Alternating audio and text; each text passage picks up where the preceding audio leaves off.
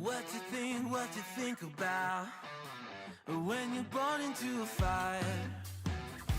Let them burn it out. Sell them to the richest buyer.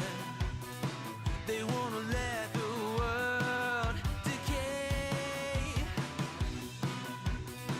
They tell us lies and fade away, fade away. We feel betrayed.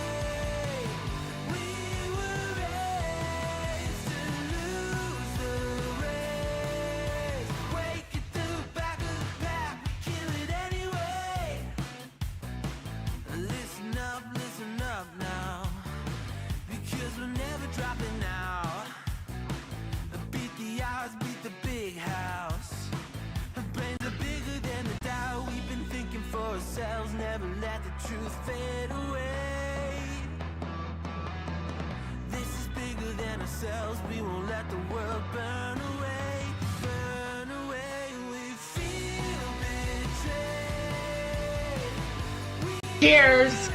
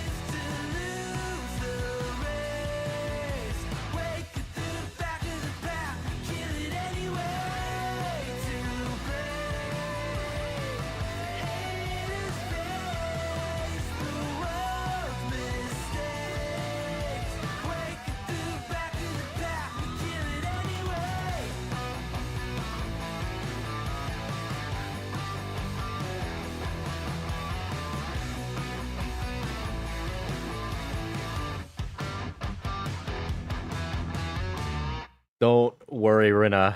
I always get on live after that song. Yeah, it's like my unofficial theme song now. Uh, yeah, I had no idea I was going live when Medicare was going live. I probably wouldn't have gone live if I knew that. There's not many streamers who affect my amount of viewers. Because some of my homies don't like to go live when Nick or Chud are live. But yeah, he was covering some random lolcows and Rakita. Yeah, definitely. I'm too rusty on Rakita to be able to talk about him. In case you didn't know, he's like he's a lot. He may or may not have been getting head recently on a live stream right before he was arrested for various drug-related issues. But I'm covering something that nobody cares about, but I care about because I'm, for some reason, I don't know. So I used to like this channel, right? Which is the part. Yeah, we definitely need a Rakita thread. We need a Rakita thread. Absolutely, we need a Rakita thread. Okay, so you used to like Hbomberguy? No. No. I never liked Hbomberguy. No. Okay, but I used to like this guy called In Praise of Shadows for his video essays on horror-related things. In Praise of Shadows did a lot of horror-related videos that were really interesting at a time. But something happened to him. He kind of got sucked into the... He got sucked into the culture war stuff. So you might have noticed that a lot of the lolcows or weirdos that I cover on this channel tend to be people who have kind of like gotten this immense political brain rot. We've covered a lot of right-leaning guys. So as the radical centrist, I gotta cover this guy who's a left-leaning idiot. Because he recently did a video on conservative horror movies. Now, I have a few points on this to make as a film school Andy before we get to anything like that. Here's the thing. I think horror is one of the few genres.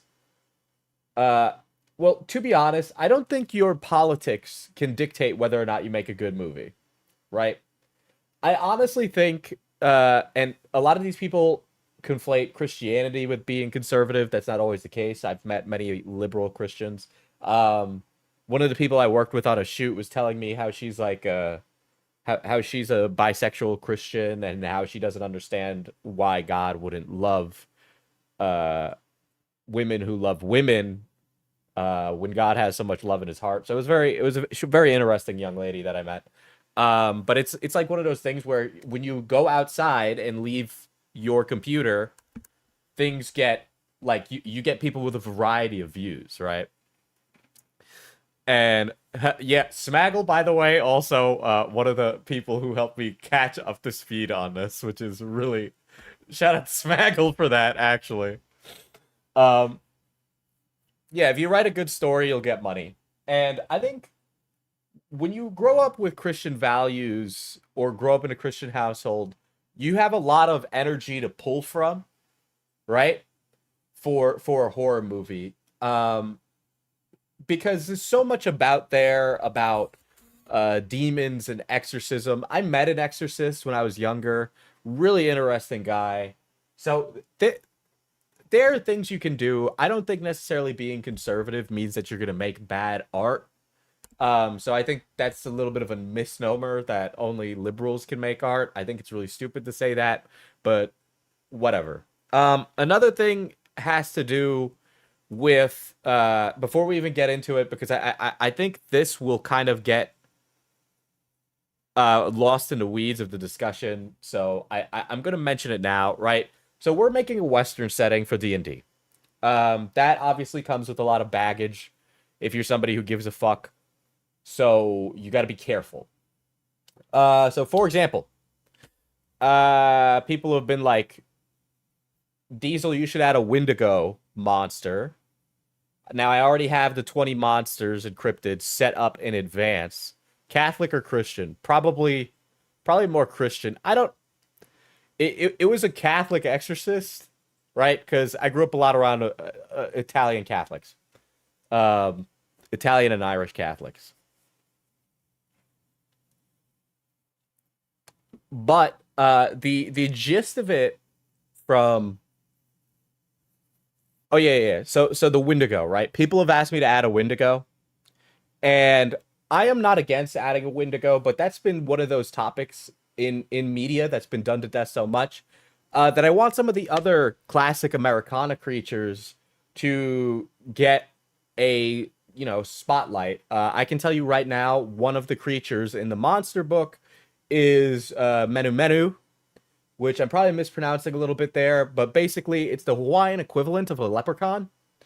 So we've added that, and obviously, I'm explaining this to be like, I'm aware of the cultural context of the creature and want to put that in and make sure that it's, not like culturally accurate, but consistent with those things, so that way it can be a enriched monster, but also something that is engaging for people to like learn about, right?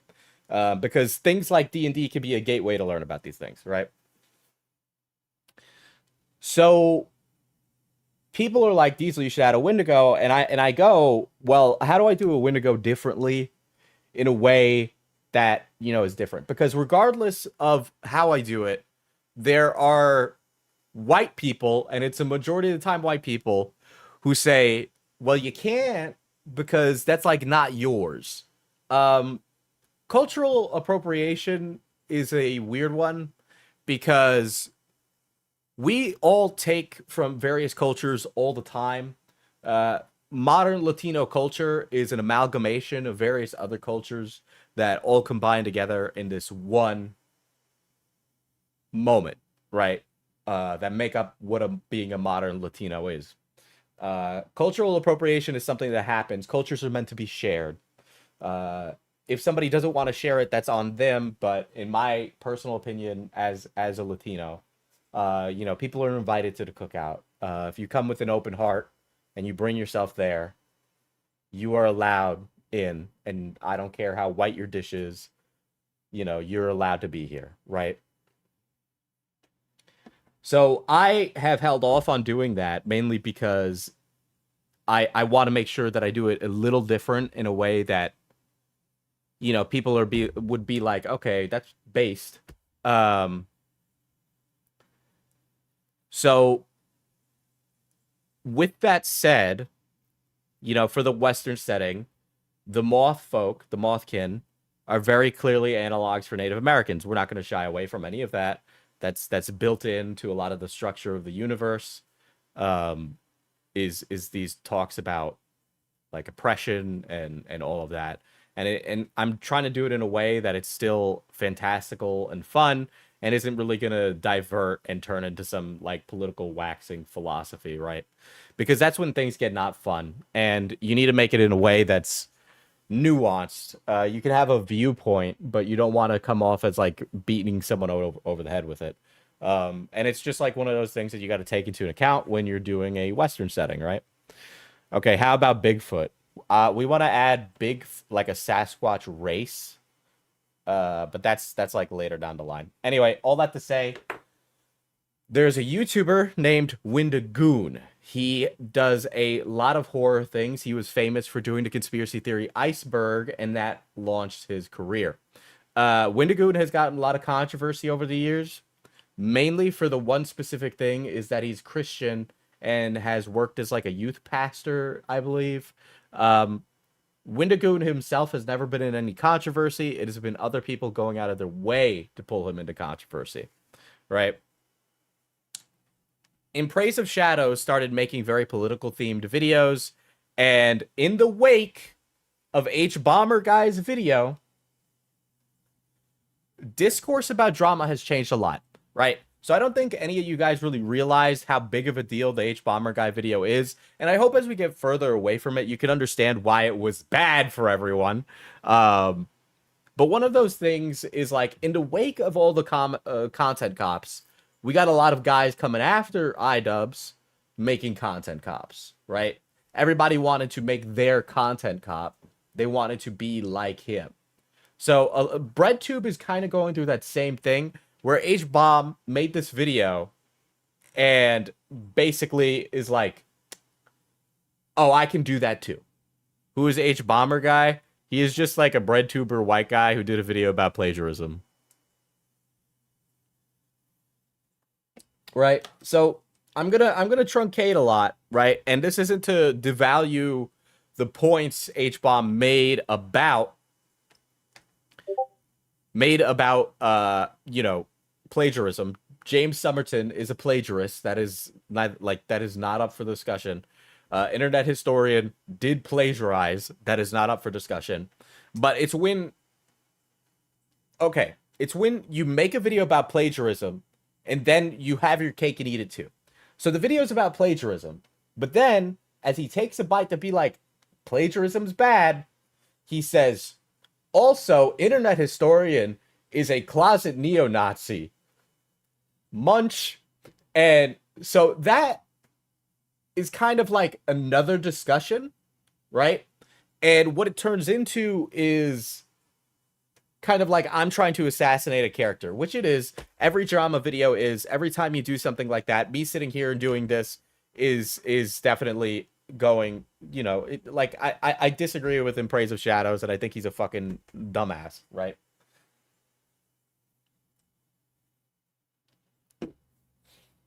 So after that came out, a lot of drama discourse changed.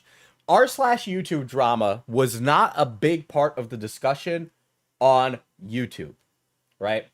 r/YouTube drama blew up after the Hbomberguy video, and a lot of that subreddit is loaded with people basically trying to shoot for their own like grandstands. But the problem is you can't get everybody on the same page. So every now and again on r/YouTube drama, you get somebody else making a post about how a YouTuber is a plagiarist. Tons of these posts are on r/YouTube drama. Now, me personally, I really don't care. I think as I've gotten out of the academic system, I personally would be annoyed if my writing or any of my stuff was plagiarized, but I really wouldn't have too much of a fuss about it. You know, I kind of come from like, well, I'm on the internet. I grew up on the internet age. I much prefer the free flow of information rather than me having the rights of my of my One day the information. little guys will get a bite of Diesel's cake. Brother.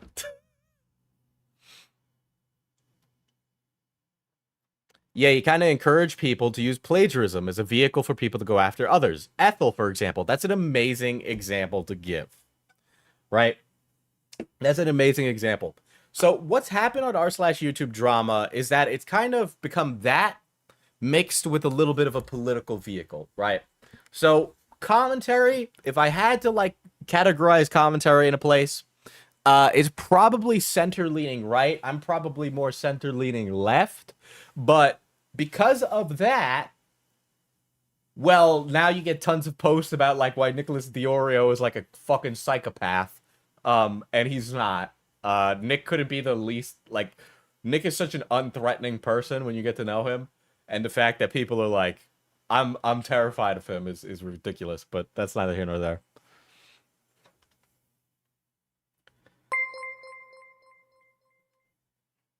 The Hbomberguy video and its consequences have been a disaster for the YouTube landscape. I hate that I am literally basically saying that, Fernando, but that is literally the truth. You know, when you make an expose video, you got to come to the table with a lot of evidence. But the evidence that our friend here brought was terrible, personally. So there's some clips of this that I'm going to show you via Twitter because I really am not. Listen, I'm certain that. Now, it's kind of like shooting fish in a barrel, but if you're making a video about Daily Wire's content, I totally get why you'd say it's bad. I totally get that. But the other stuff in it is what the video is about, right? That's what it's about. So you package the video one way, and then really it's more about the other, because the problem with really political people, I don't know if you guys have noticed this from all the weirdos that we cover on this, they look through everything through a political lens. Even the most unpolitical thing possible is actually just like a political dog whistle, and it really makes conversation or discussion hard. It's like, you know, when Synthetic Man has this view of the world, it's so completely different from my view of the world that having a conversation is completely off the table, right? So there's a lot of shit like that. But yeah, I guess, in a way, if you wanted to truncate everything I said into a single sentence, the Hbomberguy video and its consequences have been a disaster for the YouTube landscape. It changed the YouTube landscape quite a lot, and I knew it was going to change the YouTube landscape quite a lot, and I was very worried for that, because I think discourse has gotten worse since it's happened. But it is what it is. This is the life we live, right? So we'll play... We'll play a clip from earlier in the video. Isn't the whole Wendigoon stuff only the last 20 minutes of the video? It's about 40 minutes. This meme of an idea has directly impacted my work, my sense of self, and the videos that I am able to make. And I don't really think that that's fair. There was a month last year where I only made $500 in ad revenue. I can't live off that. The whole video is awful. Maybe I do just play the whole video. This in particular, I want to have a point on it, but I feel like I'm missing something, so I'm just gonna actually watch the whole video. Now this is 3 hours, guys, so I will skip quite a bit, then work, get a job. Again, also literally my point. Fernando, you're on fire today. My life that was operating at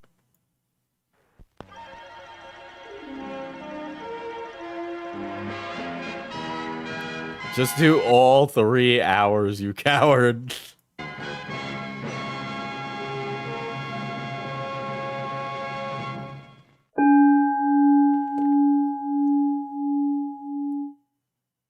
know perfectly well what I'm talking about. And if you wish to stay here under my jurisdiction, you will toe the line as I see fit, for your sake as well as mine. You have a very evil mind, Aunt Phoebe.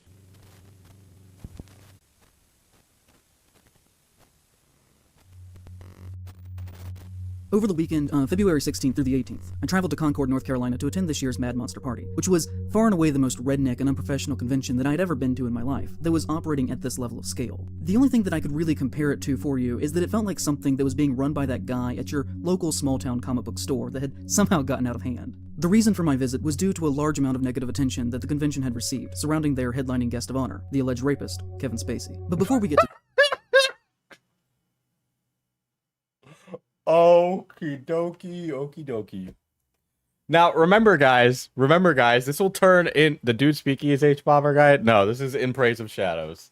He's like a wannabe, basically. that, I think that we should talk about the convention itself, because once I arrived there, I realized very quickly. Okay. I like how he's framing this, right?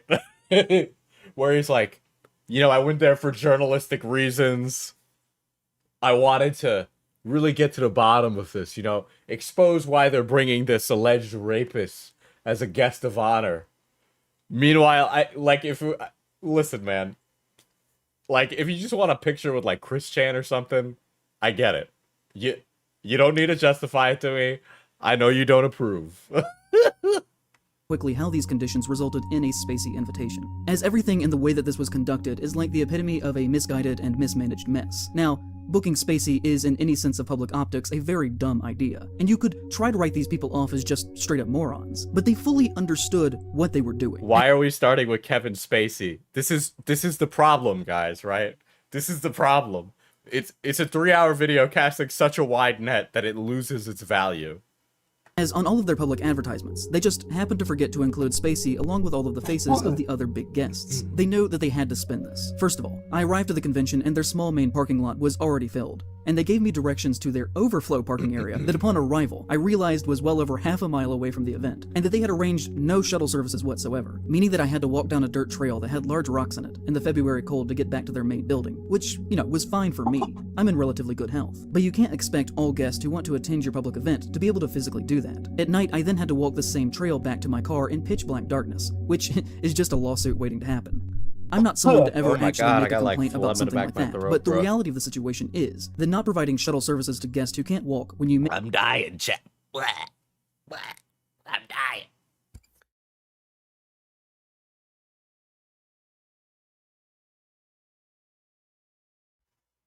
The AC is fucking me up, bro.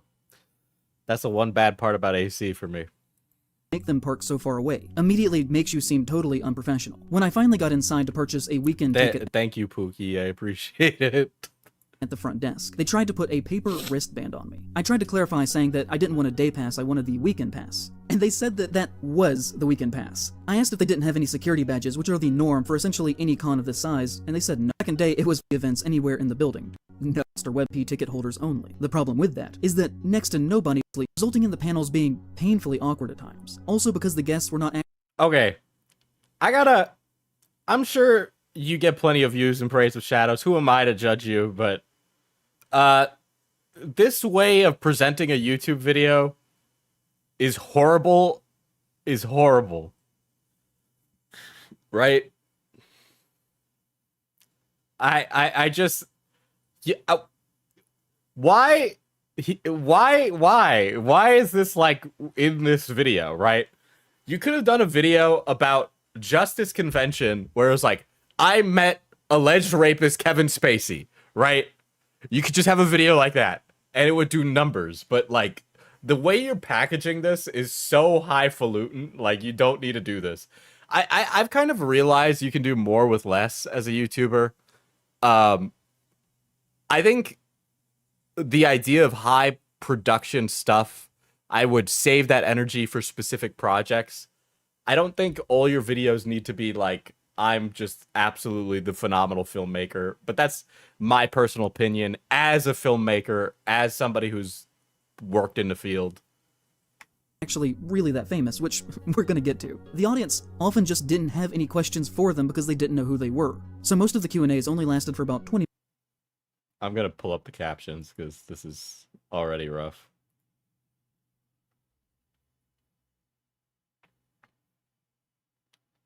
He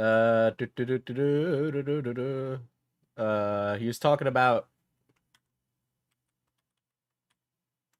saying something about money. Let's see.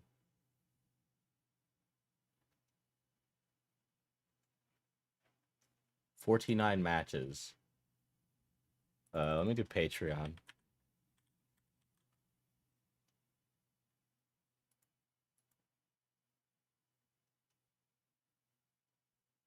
All right, this is around the 50-minute mark.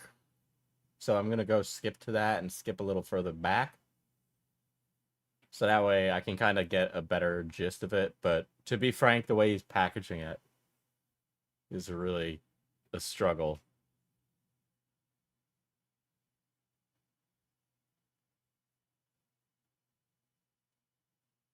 Oh, is he already talking about Twitter drama here?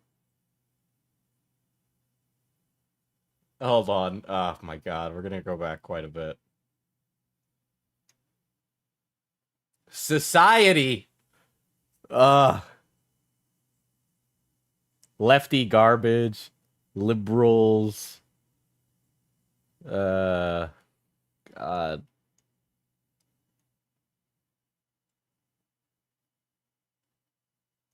Okay. This guy needs to get a job and go outside. Oh my god.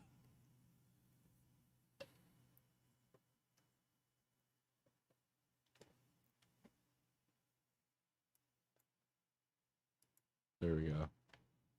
because he's Start the from here. protagonist does not mean that Craven is trying to paint him as a good person, just like with the family in The Hills Have Eyes. In fact, just like The Hills Have Eyes, Craven is using Serpent and the Rainbow to show a very complicated situation, where both sides Okay. I have another, like, annoying... I have another annoying point to mention.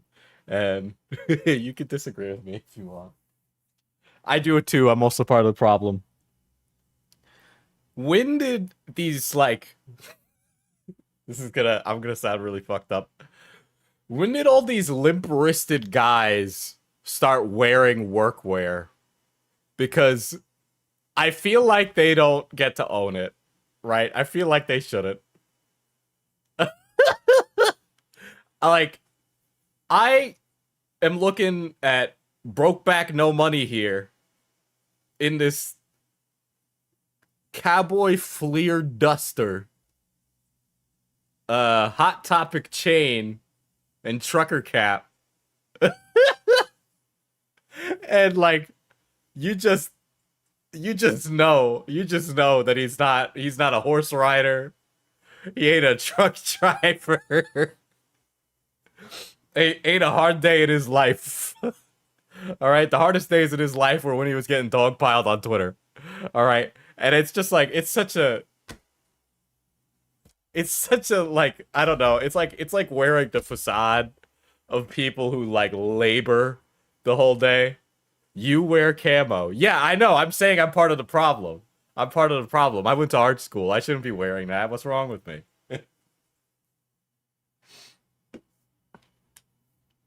Right? For all the work that like you could end up doing on a film set, and most of the time when you're a young person like me, you're doing nothing but physical labor on a film set.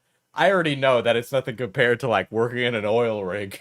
Like, or you know, a lot of it's just standing there for like 8 hours, 9 hours a day with a radio being like, hey, make sure no pedestrians walk down this street. Everybody will yell at you. Like, that's still nothing. Hot people can wear what they want. Okay. Hot take. He can wear this, but he needs to not look like a bag of mashed potatoes. But at least Diesel looks like he could be someone who does physical labor. Yes, exactly. I passed the physical labor check. have strong issues going on, as the black political antagonists of the film are using excessive violence and fear to politically control their people through police force. Everyone is painted in shades of gray, but Craven clearly does not think that our protagonist is actually a good person. The People Under the Stairs follows a black child who is being evicted because his family cannot pay their rent and his mother is dying of cancer, which results in an adventure that leads him to learning. Remember, this is going to turn. Okay, so here's how I describe the way that In Praise of Shadows dresses. Right? Let me describe it, right? You ever see that meme where it's like a guy with round-rimmed glasses, Hawaiian shirt, khakis that go above his belly button, right? Boat shoes, and he has like a curly mop perm, right? Or maybe a mullet and a bad mustache, right? And probably tattoos about poetry on his arm, right? That guy I will lock up in a shipping container. I will lock that type of man up in a shipping container. But you know that type of guy. You've seen that type of guy, right? That type of guy is the kind of guy who negs you for sex. That's what he looks like. That's just my opinion in Minecraft. I'm sure In Praise of Shadows is a very nice person to have sex with. I'm just saying that's what it reminds me of, is that kind of guy. White landlords are secretly BDSM, racist, serial-killing, incestuous siblings who got into the landlord business to be able to still inflict pain in their non-killing hours. It is not a stretch to suggest that the man who made a movie about landlords being evil, racist monsters who are going to be killed by their... It's the Walking Weezer's Blue album, people, yes. community would have some other things to say about the systematic economic problems in America and how it relates to racial history. And clearly based on his other works, if he has a protagonist in a story that is an old white cop, like in The Hills Have Eyes, he is not going to write him as if he is a good person. I'm not saying my opinions here. I am literally telling you factual information about what happens in these movies. There is this thing that the internet does, where one person says something that is false but sounds believable and is tangentially related to what actually happened, and then other people... Okay, so he does that exact thing later in this video. He's chastising that thing right now, but he will have done that later in the video, and I will tell you when he does. Start to repeat it out of context, and morph it, and slowly escalate it, until it just becomes general belief, even though it is detached from reality. And this is what I think happened here in my situation, where people somehow got the notion that I was a racist, pro-cannibal, pro-rape, and sexual assault weirdo, which, you know, I find... Okay. So he's defending himself because he had an L in a discussion, right? So he's having to go back and defend himself in this video. When, to be honest, the people who took him at that word... The people who thought he was pro-rape, pro-sexual assault, probably not worth having a discussion about. I probably wouldn't waste my energy on it. Genuinely insulting. It's like some people had never heard of the concept of a metaphor before. So, if we go back to my original video. Okay, not how you handle this. Not how you handle this, dude. If people took your video in the wrong way and it bothered you,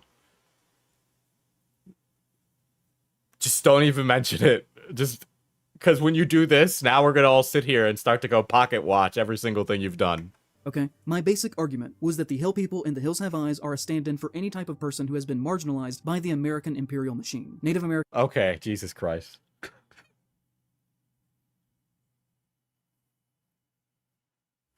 He never shows us exactly what he said.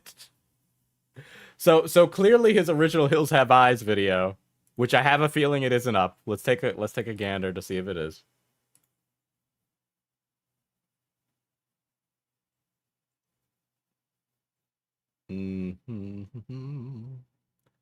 Fuck me, it's an hour long. You know, brevity is the soul of wit, he says as Diesel. I understand that I'm a hypocrite when I say that, right? Because I had a 3-hour video. But brevity is the soul of wit. Let's look at the comments at least. The Hills Have Eyes. All right, the like-dislike ratio isn't working.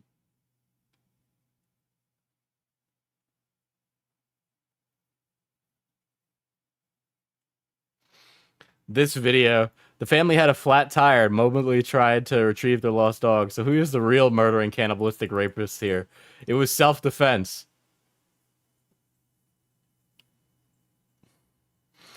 I enjoyed this video, but found a part about we instinctively side with the holidaying family over... But why is that? Funny. Because they're being attacked by cannibals. Okay, all right. No. I actually understand what his point was, and it was stupid, right? Okay, so there's this thing that started now, and I don't know. Listen, if you are somebody that approves of political violence, I want you to be able to actually commit that violence. I'm not, by the way, not encouraging violence. Knock on wood, in-game, in Minecraft.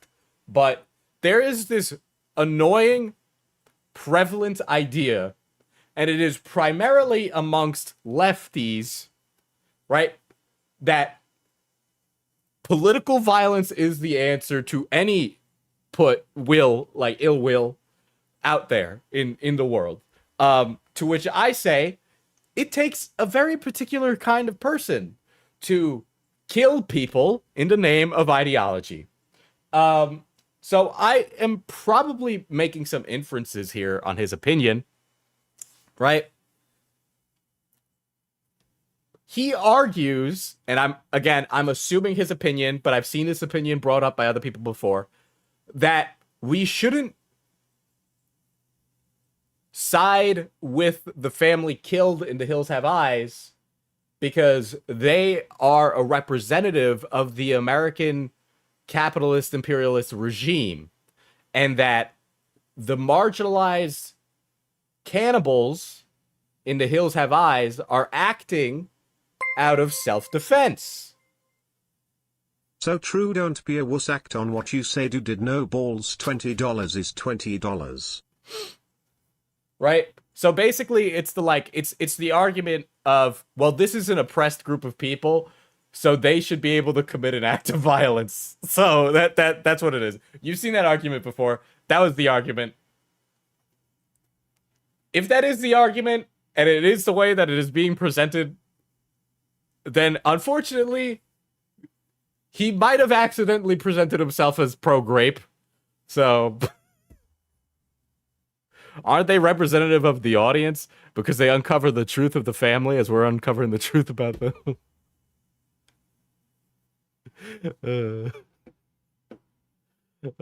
Thank you, Fernando, for the 5, by the way. Right. But it's basically like the idea or the mentality that, like, the violence is justified because of your lot in life, for the movie characters type thing. You've seen it before, right? The inverse of this is like the troopers in Starship Troopers are justified in killing the bugs because the bugs attacked Buenos Aires, right? So that's like the inverse of that. But I kind of have a feeling that's what his point was in that. Now, again, I might be being reductive, but maybe you should have been a little clearer in how you stated your point. Again, brevity is the soul of wit. If you spend an hour and people immediately take away that you support cannibalistic murderers, you've probably done a bad job of presenting your idea, and you should just be like, I presented it badly, not nobody understood me. Sometimes you do present things badly, and it's okay to present things badly. But you probably don't want to turn around and say the audience is stupid for not understanding why I presented it this way and that it was a metaphor, bro. Americans, any non-white people really, queer people, poor people, anyone who would stand in opposition to the family, whose father is a police officer, whose background is upper middle class, who are openly racist, demanding, and hostile. Weasel IRL, hello, Nick. We're covering Noah Samson. A German Shepherd as their chosen pet. They are a family made up of racist red flags, and I discussed how the movie is about. Okay, so he is. Let me tell you why the dad in The Hills Have Eyes was a cop, so that way they could justify a gun being there. All right, that's it. Not everything is that political. It's been a while since I've seen The Hills Have Eyes, so maybe I'm wrong. Conflict when those ideologies. But again, you guys understand that he literally just did present his fucking argument about the cannibals wrong. He actually did it again in this video. Right? The actions of one group of people does not allow the other side to be justified, okay? You can't justify it that way, right? This is a certified hood classic. I come, I watch, I give Diesel money. Thank you. I appreciate it. Right? just because the dad is an officer does not mean that the cannibals can murder his whole family. It's not justified response. The response to violence is not more violence. I mean, not to be pedantic about it, but, you know, an eye for an eye makes the whole world blind. Sorry if that's a little bit, you know, on the nose of a metaphor for you there, but again...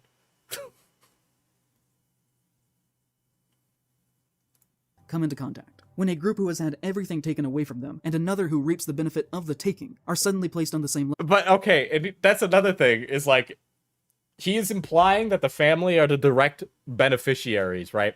So, like... In the real world, these hillbillies are marginalized peoples. I understand that. But in a movie, to say that the murderers are directly impacted by the main characters because the main characters are the beneficiaries of 100 years long imperialist... Okay, I'm gonna... You know what? Honestly... Fucking In Praise of Shadows, if you are this reductive and this stupid, just leave. Just go. I know, again, I understand that this is like, oh, you're making a conservative talking point. Just leave the country. I understand that you're, like, broke as hell. Go somewhere else. You know, like, for all the talking and complaining and saying that you're the beneficiaries of, like, all of these horrible things... I don't see any of you people get the fuck up and leave your comfortable lives. I never see that happen. Level and are told to duke it out for survival. About how at the end of the day... I will get to Wendigoon eventually, okay? We gotta make fun of him for being broke first. When push comes to shove, we are all capable of great violence against one another. I do not think that that is an outrageous reading of that film. It isn't even really subtext. It's just the plot of the movie. Okay, yeah. It's not an outrageous reading, but in the way that you present that reading, yes, it does make it sound like you approve of the violence committed against people on the basis of their background, which is the exact thing that you are criticizing people for. So, like, you know, violence for me but not for thee is really stupid and just a completely reductive standpoint to take. Also, again, I want to say, if you're going to be that kind of guy who wants to justify political violence, then maybe, just maybe, you guys should stop making YouTube videos and start reading cookbooks, right? I don't know what to tell you. Like, people got extremely mad at me for recapping the plot of The Hills Have Eyes. Because genuinely, if you go back and watch that video, that is all I... No, see, this is the problem. This is the problem, right? The problem is that you can't understand that you badly presented an idea. Right? It is okay to be wrong or present an idea poorly sometimes. But when you go, I presented this right and you guys just didn't understand me, then, like, you're a baby. Then you're a baby, and this is probably above your, like, intellectual pay grade to have this discussion. It really just is. I don't know what to tell you. If you're, like, mad that people didn't understand you, maybe there's an actual possibility that you were just wrong, right? Or you presented it poorly. It's okay to present an idea poorly. I understand this is the internet, and we always have to be right, but it's okay to be wrong. That's human. It's human to be wrong. I am doing. It is a very basic reading on Wes Craven's intended message of that film based on his own words and what he put on the screen. I'm not even saying that I agree with everything going on in the movie. I also certainly did not write the movie. And truth be told, I also think that Wes Craven is a little overrated, and I'm somewhat mixed on his filmography as a whole. Thematically, I think he's great, but on a basic filmmaking level, he was at times fairly weak. I was literally just talking about what Craven was trying to do in his script and how he saw the movie. That's all. Still, I started to receive comments like this. I can't imagine watching this film and coming away with the conclusion that the cannibals are secretly the good guys, and the biggest tragedy is that they didn't eat the people passing through. He stabs him in the heart not to kill him, but to remind him of his place. Or maybe it was just to kill the cannibal who attacked him and his family. I don't know, just my interpretation. It's edgy takes for the sake of engagement. Love this channel, but I don't think it was actually fine that these cannibals... See, if you are getting all these comments, there is a like, I understand. The YouTube comments are not always productive, but there is the possibility that maybe you presented something stupid, okay? And that you're wrong. Diesel, can we see a random cookbook you have? No. individuals killed, raped, and ate people who just crashed their car in the wrong spot because capitalism is bad, and actually they are the good guys, is the take that I would have gone with. You can defend your home without eating people. You have an extremely warped moral compass. I honestly do think he has an extreme warped moral compass. How long does actually this does go on for 10 minutes? Are you serious? Holy shit.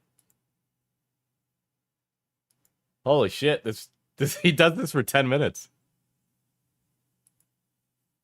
Okay, is he done? No, it's not.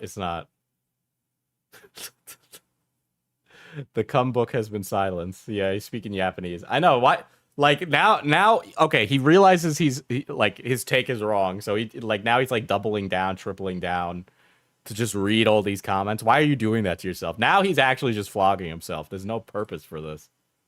Pretty silly to inject social justice into a review of The Hills Have Eyes, lol. Yeah, I can't help but disagree with this video. This might be your worst yet. Look at this. That's so smug. It's okay to be wrong, dude.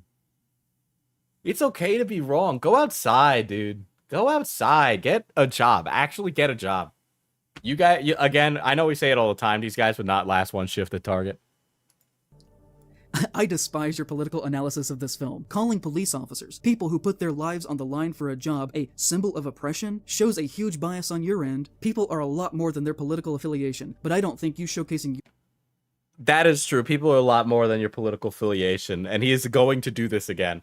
Man, we getting some Chekhov's guns with these comments, bro. I don't... He really does this for 10 minutes.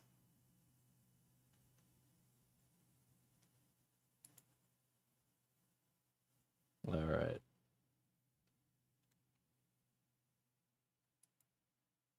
Movie. But unfortunately, as so often these days, your politics tend to ruin some parts of your videos whenever you put your... Yeah, that's why I stopped watching him, because I would go for analysis of horror videos, and I understand the political nature of some movies, right? Like I've written, excuse me, God, this just goes to show you how good art school's been for me. I wrote papers on like Marxist views of film before. I've done that. I'm not a Marxist, but I've done that. And like you can be good at presenting these ideas. It's just that he's not doing that. Postmodern lens on. Sadly, you seem to be lost in a pretty bad... Sadly, you seem to be in a pretty bad place right now. Your so-called anatomy This is is full a of hate and certified cynicism. hood I hope you'll classic. get better soon. Wendigoon, exists praise shadow, and I took that personally a 3-hour film. Yeah, he makes it harder for himself. Buddy, maybe leave out the half-baked race baiting and focus on the movie. Yeesh. I thought I was going to watch a movie retrospective, not be morally grandstanded at LMAO. This was honestly exhausting. You know, you do this long enough and you kind of develop this weird, broken, detached mental thing that I'm convinced that everyone who works long-term on the internet has. And I know that that was a lot of hateful comments to read back to back to back, but I'm just trying to communicate what it is like having the never-ending barrage of the internet saying bad things to you on a daily basis that are not founded in reality. Those were founded in reality. You are actually delusional. You are actually delusional. Go outside, get a job. I say this every stream, but so many of these things could be solved by like actually going outside. I can't believe, like, I understand when I say this like every stream, it comes off as so reductive. Okay? It comes off as so reductive. But I genuinely cannot muster up the care. This guy sounds very arrogant. Exactly. I don't want to listen to a person who thinks they're so smart like that.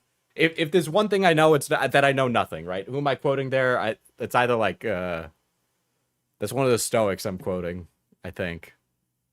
But like there really is something to be like, okay, I'm wrong. Okay, let me go outside. Let me just, maybe I presented this poorly, right?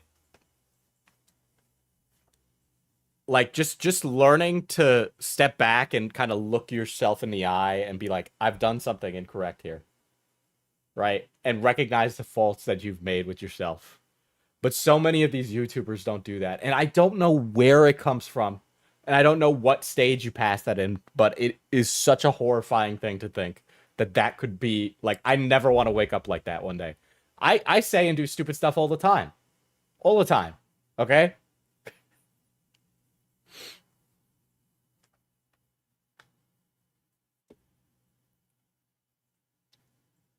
It reminds me of Yandev a little. The ability to make things worse is strong. Yeah. Really distressing to me though in this time is that I slowly started to watch it leave my comments section and just became an accepted idea about me outside on the internet at large. Someone on Reddit in this time. Yeah, well, again, I do think your politics have completely overshadowed your ability to analyze content. I think there are other lenses of which to analyze film through than through the Marxist lens. And you know, when you go to art school, that is something you're taught. You're taught that. You're taught a bunch of different modalities of thought in order to analyze film, right? That is actually what that is what my degree is in.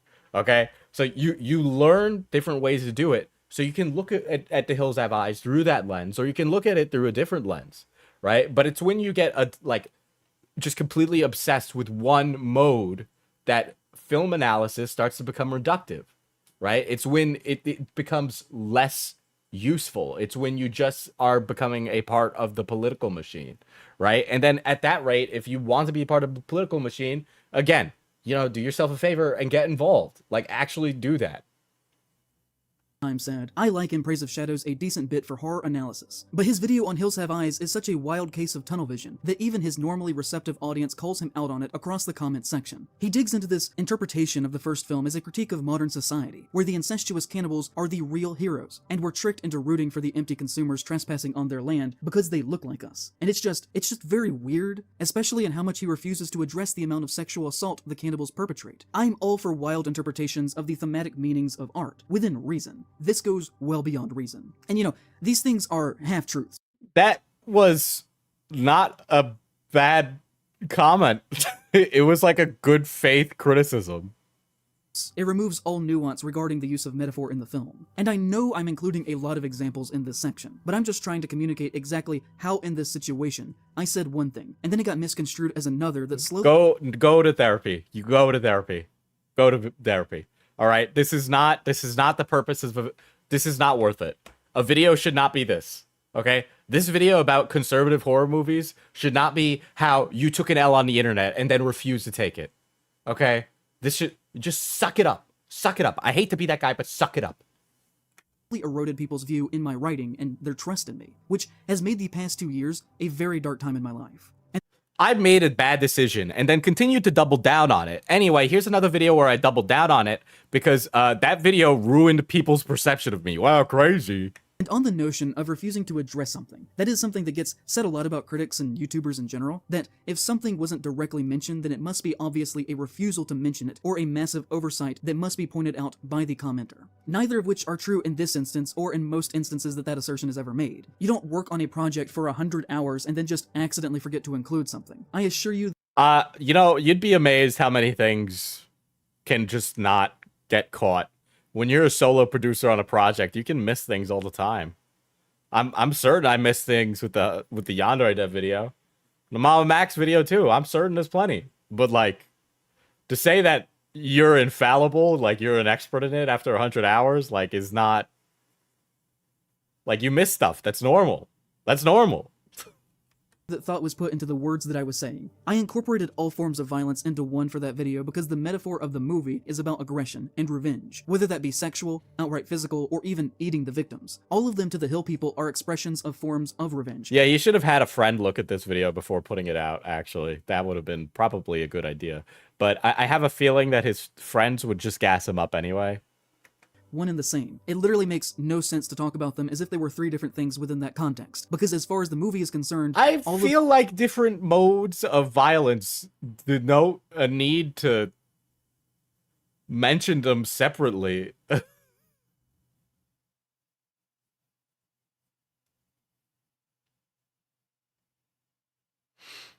A guy who studied journalism I watched recently said something along the lines, the problem with academia is they analyze something so much it becomes masturbatory at a certain point. Yeah. The violence falls under the same blanket of metaphorical rage. It would only take up time to not actually end up saying anything that I hadn't already said. And if I went down a list and addressed every single act of violence individually, that just would be pointless. And also, it isn't me saying that I think that these things are good in real life. Obviously. We are talking about fiction here. The Hills Have Eyes never happened. Wes Craven made that up. These are not real people, and I know I normally don't These are not real people would also destroy your own metaphor, too. Because now if they're not real people, we can imply certain values on the groups in it. Okay? Like, either they're representative of real people or they're completely fictitious. to go that basic with what I'm saying. But in this instance, I guess it does have to be said. Because near weekly for over 2 years, at least one person has insinuated to me that I supposedly think people's flesh should literally be eaten off their bodies because they can afford a camper. And you said something stupid. All you needed to do was pick yourself up. I know. I already know the kind of comments you're going to say at me saying this. But unironically, when you make a stupid point, just be like, I made a stupid point. I presented it poorly, and move on. But now it's been 2 years, and all you've done is convince me, a stranger, that yes, you do support eating people. Every time you say, I don't support eating people, that sounds like you're trying to cover up for saying that you do support eating people. name names. But the thing that really hit me the hardest is that when I decided to stop reading comments and just tried to distract myself by scrolling on Twitter, and on my For You page, I found a thread of mutuals openly making fun of me for my failure of the video amongst themselves. Oh, your mutuals made fun of you. Oh, wait, it's not everybody else that's wrong. No, it's not me who's wrong, it's everyone else that's wrong, right? Isn't that the Principal Skinner thing from Simpsons? We love to analyze Simpsons on the internet, right? Like, oh, it's not me who's wrong now that my mutuals are making fun of me. It's everybody else who has misinterpreted my genius intellect. Openly in public. Some of them using words like idiot and stupid. Yes. Many of which I could tell had not actually watched the video based on what they were saying. Well, I didn't watch the video either. I guess I'm part of the problem. But again, like I said, you have done nothing but present that you may actually support the eating of people in this video, okay? 2 years later, all you did was convince me that you probably are the guy who supports cannibalism. Political cannibalism. Wait, hold up. The video he's talking about was 2 years ago, and this is a recent video. He's been holding on to this for 2 years. There you go. Yeah, he never shows it either. Yeah, why doesn't he show all of his mutuals, you know? Why doesn't he show all of his mutuals who dogged on him, right? They were genuinely just calling me dumb without trying to meet me on my level of what. Did you even engage in a conversation with them on the Twitter thread, or did you just look at it, mauled at the Twitter thread, and then go jerk yourself off about how people didn't understand your intellect and genius? I was trying to say, instead just believing what other people were saying about me. Yeah, and that was eating faces. so hurtful that I can't even fully communicate it to you. To see this notion escape the comment section. My mutuals on Twitter, the people on Twitter, were making fun of me. Grow up. Go outside. Unironically, go outside. The world is not falling down. People are beautiful. Life is beautiful. There's so much love to give in the universe. I said this was Synthetic Man. There's too much beauty in the world to be fucking just like furious at some asshole on Twitter.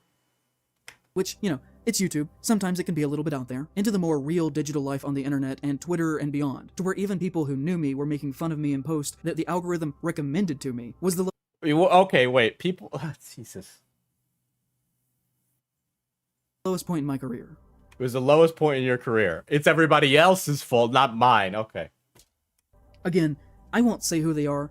I don't want people to get... Okay. All right. My political rivals I will accuse in this video, but my mutuals, yeah, they get a free pass in mocking and making fun of me, even though it clearly bothered me so much that I made a 20-minute section in this video. Does that make any sense, right? Oh, you won't expose the people who were friends, quote-unquote, mutuals with you. Why? That doesn't make any sense. Right? If they fucked you over and you're mad enough that you're making a video about it 2 years later after the fact, maybe you should knuckle down and actually just say, hey, these horror YouTubers fucking made fun of me and they were wrong and they were assholes. Fuck this guy, fuck this guy, fuck this guy. Why the fuck would you want to hang around people who talk like that to you? You stupid idiot. You spineless fuck. Mad at them for this, but I still remember, and to be honest, I will always see those people differently from now on. And why would you even hang out with them, you stupid idiot? Well, life is too short to waste your energy with people who think you're fucking dumb. If I met them in person, I would never be more than just cordial. I would never be their friend, and I'm usually not like that. It's okay to be wrong. I decided then that I was never going to acknowledge that this was happening. I was just going to go on about my life. Yeah, go on about your life, but something videos happened. and hope that things would be fine. But they weren't. They never really were again after that for me. Like I said, this never actually stopped happening. It is still going on to this day. It keeps happening, continuing to mutate and escalate to where now people are openly making fun of me about The Hills Have Eyes to my face, in spite of being totally detached from the reality. Yeah, okay. Yeah, I don't know. Like, I gotta change the title of this video. Cannibalist YouTuber. Broke cannibalist YouTuber. Hold on.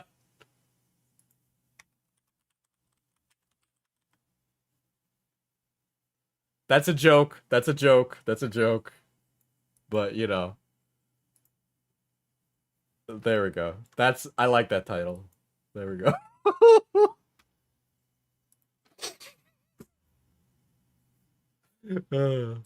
Of what was even said in that video. They don't even treat me like a person. Recently, I said something related to the Cherokee on Twitter near where I live, which is something we are going to get to here in a little bit. And somebody said to me, "Hi, I live in Oklahoma and am a Native American. Go fuck yourself." Oh, I like how he won't show his friends or mutuals who were mean to him on Twitter, but he will show random buttfuck account, okay, that said to go fuck himself. Like, what do I even do with that? What do you do with that? You ignore it. You ignore it. You ignore it, you weirdo. I've never once in my life said something negative about Native Americans, but there are a whole group of people. And sometimes maybe people just don't like you. Like, who treat me with open hostility over a perceived belief that I said something awful, when all I did was talk about something that somebody else had said. Another example for you is when one woman last year said, "He is up his ass and has been for several videos now, and he apologized rape in media as art." What do you expect of someone who calls himself an artist on every video? And now, you know, I normally have a rule for myself of refusing to engage in purposefully combative comments, but this one made me really mad. oh no, he engaged in an argument with a commenter. No. Back to them. I can assure you that I have never done that. That accusation is disgusting to me, and putting those words in my mouth is an extremely bad Why would you do that? Oh no. faith. To which she said, "I wouldn't make that accusation if it wasn't something you have done. Either way, you sadly became full of yourself, mourning over your poor artist soul and drowning in self-pity." He is drowning in self-pity. Like, and slowly, some people got the idea that I was just some crazy person with outrageous fringe views who should Yes. be taken seriously by this unjustifiable Bro has the lol cow gene. reaction to me saying that maybe Wes Craven liked to write horror and metaphors and enjoyed using visual shorthand symbols within his work, which is what most people who write horror do, and that maybe he used Native American visual codes as his narrative symbols, which was very heavy-handed but also was commonplace in the 1970s. I said nothing that was either groundbreaking or new or outrageous or even original there. If anything, I was doing a basic recap of the history of criticism that has already been said 1,000 times before me, just to get past the first movie so that I could talk about the sequels, which is what I do in basically every single franchise video. That is the format. If you go back and look at all of those videos, they start with a basic overview of the first movie. Oh my god, dude. Oh my god, this is so not worth your energy. You are so mad that people misinterpreted you presenting your own ideas poorly. Okay? Again, if there are this many people, maybe you should have nipped it in the bud and just went, "That is not what I said. I am so sorry if people took it that way. I will learn to present my ideas better in the future." Just move on. There, you just say that, boom. You tweet that out, you jerk that one off, and then you're off to the rapists. You're off to the races, not the rapes. You're off to the races. Of the less talked about sequels. That is why I make those videos. You can't say anything new about the Texas Chainsaw Massacre that hasn't already been said, but you could probably have a few new original ideas about the third and fourth movies. I used to hit 200 to 400,000 views per video. Oh my god. Okay, so again, this is why I stopped watching him, is because it was just like, he was beating you over the head with the politics, right? And it was very frustrating. And I felt it sometimes would take away from his own analysis, right? And now, here we are again. Now he's going to talk about how he's not getting enough views, guys. Okay? The view count argument. You guys remember when we heard this last time? This happens all the fucking time. Like, again, maybe there's just something wrong with your content, right? Maybe there's just maybe you need to reevaluate yourself or try something different. Like, that's, like, maybe it's not the algorithm, maybe it's you. And now I'm hitting 50 to 100,000 most of the time, saying the exact same message that I used to say back then. But now I think That's great views for your channel. Probably not super great. Maybe 100,000 to 200,000. You should start shooting for. But I mean, I don't know what to tell you. with more skill than I used to have, with higher production values. I don't think production values is what makes a good YouTube video, in my own personal opinion. And now, every time I make a video, the comments are often swamped with people still living off that meme of an idea, who only show up to say mean things about me and leave, that also— Okay, well now you just justified your position as a lol cow by doing this repeatedly over and over. Like, you buried yourself. started with The Hills Have Eyes. I used to not have that happen. If you go look, literally there is a hostile comment on every single video now within maybe 2 to 3 minutes of posting. Well, okay, buddy. When you decided to hop into politics, this is what you brought onto yourself, okay? Listen, I cover political lolcows. I cover, like, weirdos. Of course I get political comments, right? I get people saying the most ridiculous shit to me. I just don't look. a new video. Say if you were to go back I still get way more compliments than I do insults, and I'm pretty sure you do too. and look at my recent video on blood tea and red string. Within a minute of the video coming out, a man had posted, "I'm just here to see how long it takes him to whine about the racist patriarchy." To which someone else said, "If you dislike his videos so much, why do you watch and comment on them instead of watching something you actually enjoy?" To which he said in return, "'Cause I'm a dick." This That's so based. That's so based. That's so based. Nah, Diesel, remember, you're a cringe leftist. Yeah, I know. Literally, like, 2 streams ago, I was being called a cringe leftist. And now today, I'm going to be called, like, an absolute, like, right-wing chud.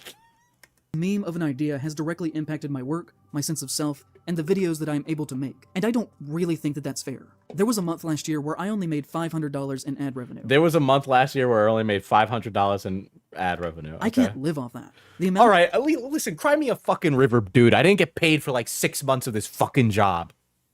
All right? You know what I did when I wasn't getting paid? I got work. You know what I did? I went and I got work. So that way I had money to pay the bills. I went outside and found a job that pays money to get around me not making money from YouTube. Because that's what normal people do when they stop making money doing their job. They go get another job. of times that I've almost had to stop making videos since then has been almost monthly. I've barely been able to keep this afloat. I've paid my rent Get a job. Get a job. most months for the past year. The cruel and untrue things that you say about another person do in fact have direct impacts on them, and the way that people No shit, but you reap what you sow. You reap what you sow. You did this to yourself. culturally see them. It's why I've pushed my Did the MCN situation get settled? Yeah, it's settled now. It's settled now. I am now a YouTube partner on both my channels. Huge pay cut, by the way, that I had to take when I did that, but I didn't have any other choice, right? So on so much in the past year, even though I know it's annoying as fuck to do, because it is literally the only resource that is keeping this thing going after what happened. And you could say there's other contributing factors that led to the decline over time. It is true that views have gone down for everyone, but if you look at the hard data, there really is a clear line here. all right, look at this. This guy's channel blew up during the pandemic. He was probably making bread stacks over stacks, and then it went down, it went up again. He probably had a viral video.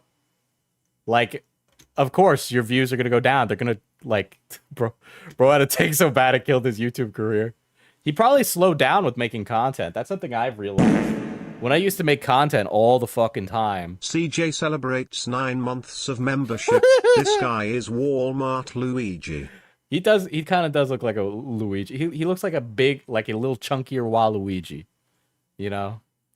Is he just doing the shad thing? He literally is doing the shad thing. Like, when you don't upload a lot, maintaining a good income on YouTube is very difficult, right? Like, I supplement my income by doing a lot of other things, right? So I don't just do YouTube. And I don't know if I could just want to do YouTube. I'd love to. But I don't know if that's feasible or good for my own mental health. And I think people like this are a good example of why it's bad for your mental health. With The Hills Have Eyes. I had just come off of one of my biggest hits ever with Also, he does like Indefensible one video per month. Yeah, so he needs to be hitting some massive bangers every month, okay, to maintain a living standard or like really actually figure out what to produce on Patreon. page. And then my next video after Hills, still to this day, only has 73,000 views. And I just personally believe that there has to be something that caused that kind of shift. And you know, I know that people have the right to say whatever they want about me, and that maybe it is foolish for a creator to try and fight back against a public response. I have said many times that once you release something, that it is public and no longer fully yours, and I still believe that. But at the same time, I do think that a conversation around a work or topic can be wrong or even misguided, which I obviously think happened here. I think it is within my right to talk about this on my own channel, and if you have said these things about me or to me, that is totally within your right to do. But I do want to ask you to consider why you're actually still saying them to me still 2 years later. What point are you trying to make besides baseless general cruelty? Are these your baseless general cruelty? You make me want to be cruel to you, right? Your smugness, your aura makes me want to be cruel to you. You know, that's the problem. I'm a very empathetic person. I expend a lot of empathy for really terrible people. It's something I try to do, and I try to remind myself, and I get it.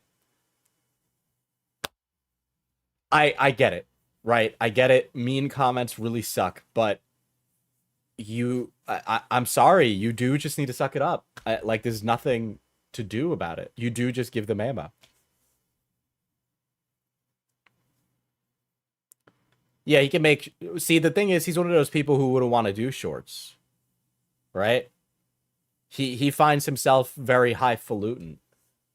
Sometimes you need to recognize that people don't want what you think they want. You need to analyze what it is about your content that people want. You know, you need to actually like look at yourself and be very critical of your own artwork as a YouTuber. And then be willing to say, I'm going to make concessions so that way more people can see what I make. Right? It's a balancing act of making something you enjoy versus making something that people will watch, right? And the trick is to find that balance that fits, right? So that's actual honest to God criticism for you. That's me being very genuine as somebody who's done this for a very long time. You need to be able to manage that and realize maybe you need to lower your production value to meet the standards of YouTube, right?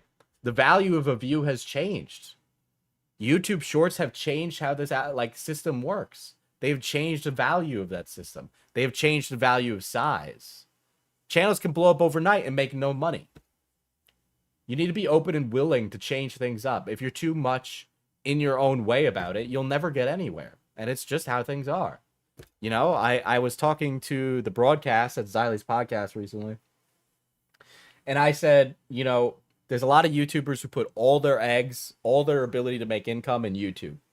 And that's really dangerous because you might get really rich, but it's not going to generate long-term wealth. It's not. Because you could end up like in Praise of Shadows, where your content goes from making views to not making views. You know, if you're someone like in Praise of Shadows, you should really make sure that shit is in order and that you have a couple of months of savings between you and poverty, so that way if the YouTube money vanishes, you have like a good 6 months to look for a job. Okay, you need to be able to separate that. You need to be able to be frugal, to be mindful of your income. Okay, you shouldn't be living highly above your means even though your YouTube revenue is like that.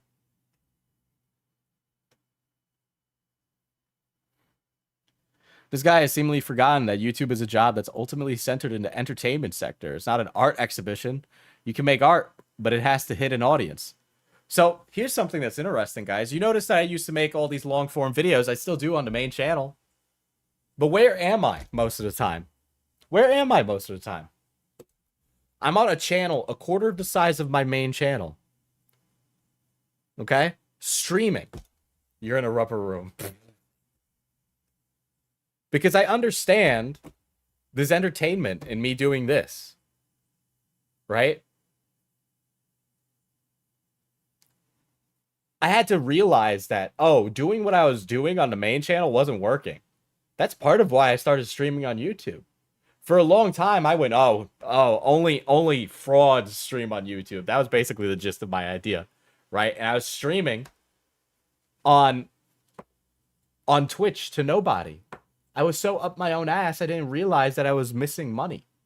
I didn't realize that I was hurting my own job. And sometimes you just need to be able to take that.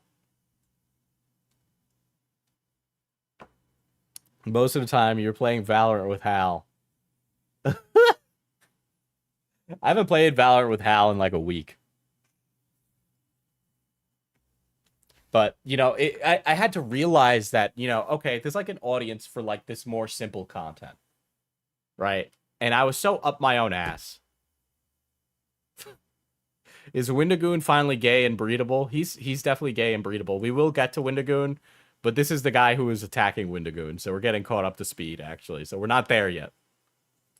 Own genuine original thoughts and criticisms that you have based on my actual words and things that I have done? Or maybe did you read something about me 2 years ago that you thought was funny and that was not actually true, and have latched onto a meme that was not based in fact, that said that I'd become some kind of racist, pro-rape, pro-cannibalistic extremist? I have always and will always speak on the idea that horror is about love, and that this is all about love. If you somehow took away that I actually Horror is about love, and then accuses people of various things. Think that it's a good idea for people to be eaten alive, then I don't know what to tell you. We are just operating in totally different realities. We don't speak the same language. I would argue that maybe you are the one who has changed in their values, and not myself. Or that maybe you haven't thought critically about what you were reading online, about other people. People often say to me when talking about my Hills Have Eyes videos, that I used to not be like that, and that they liked my older work before that, often citing my Return to Oz one, which is always very funny to me, because I talk about Gilded Age capitalist rot, and the benefits of communism, and the tragedy of the genocide of the Native Americans in that video. In fact, I feel like whether it was my video on witches or the treatment of women historically, my video on Lovecraft and queerness, Beksinski and the Holocaust, horror comics and government censorship and attitudes towards sexism, racism, and violence in the 1950s, that my views have never actually changed, which I think is the necessary thing needed to... I don't know if it's about your views, but just like... but just like how much you're like putting into these things, right?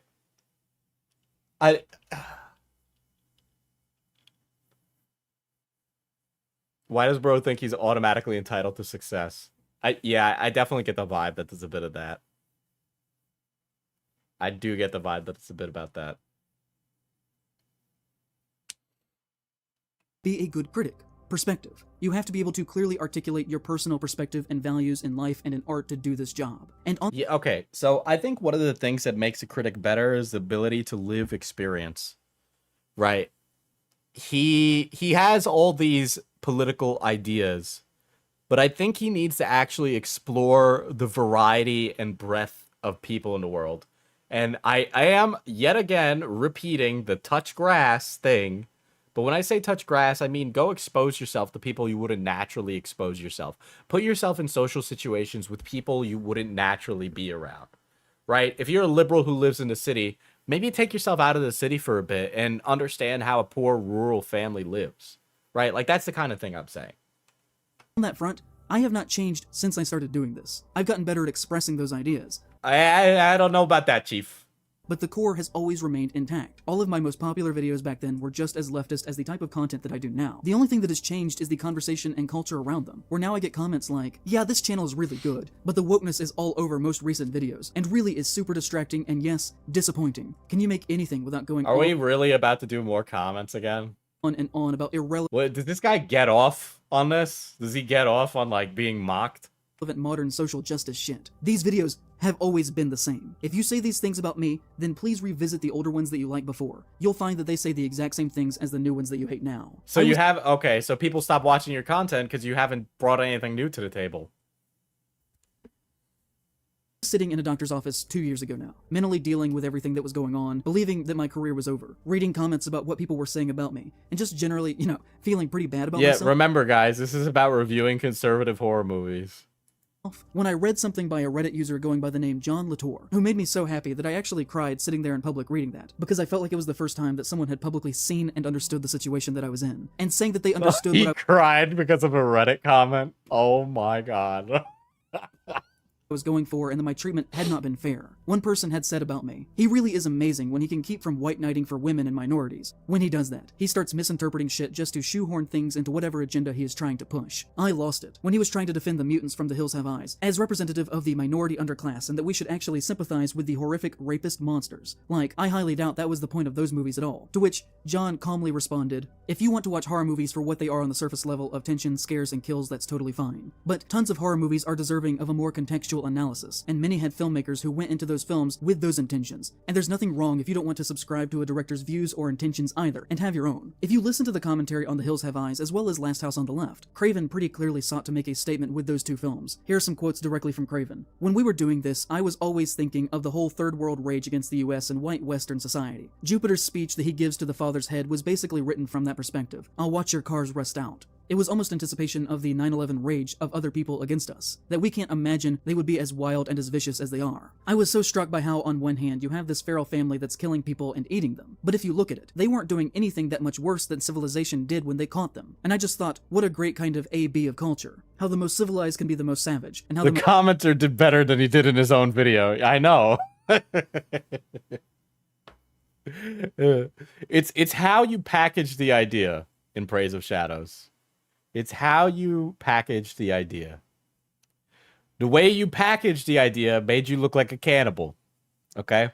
It didn't have to, but it's because you lack the intellectual plasticity to engage with the discussion on an extravagant level, right? That has to be an alt. Bro was smurfing.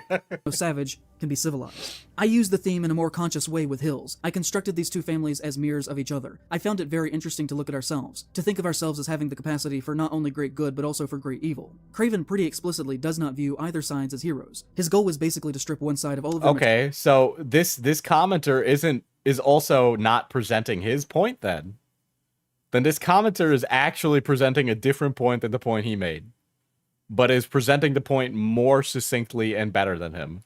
Material and civilized possessions, to show that we are both capable of the same brutality. Let's not forget how we are really introduced to Bob once they are actually standing with Bob saying, 25 years I'm a cop, and the worst goddamn precinct in Cleveland. N-words shoot arrows at me, and hillbillies throw dogs off the roof at me. I'm even shot on 2 separate occasions by my own men. But none of these bastards ever come as close to killing me as my own goddamn wife and her goddamn roadmaps and her wrong turns and her goddamn hysterical screaming. That doesn't sound like a hero to me. Anyways, my whole point is that nobody is wrong for how they watch horror movies. If you watch them because you It's amazing how this commenter did a better job than him. And it's even more amazing that this comment brought him to tears. like the thrill or seeing sweet kills, gore effects, or because you appreciate what some of these films are trying to say about society and how they can turn a mirror towards us. Horror has always rode the line between entertainment and a reflection of our own sociological fears. And that's why the genre is great, because it has a lot to offer all of us. Needless to say, I also recommend In Praise of Shadows, and hope everyone here has a great day. What? Oh my god. Never mind. Are you sure that ain't an alt? Is that an alt? Holy shit. What the fuck? Oh, he cried because he's realized he's not built for this. I hope he cries more. I was fully on board right up until the point where that guy recommended In Praise of Shadows. That is something else.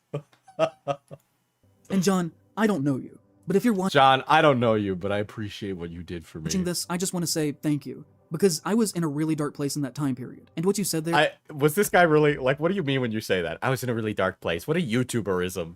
What a YouTuberism. I was in a really dark place. What were you going to do? Were you going to kill yourself? Is that what you're saying? Are you trying to say that? Like, because if you kill yourself over a bad take in the Hills Have Eyes video, I don't know what to tell you. Like, it sure as hell wasn't that video that did you in. If you're in a dark place, get a lamp. I know you never thought that I would actually read, but I did, and your words mattered to me. It made such a difference for me that I still think about it. It is still one of the most important things that a stranger has ever said to me about my work. And it came to me at a time when I was in a really rocky place, and I needed you to hear that, so thank you.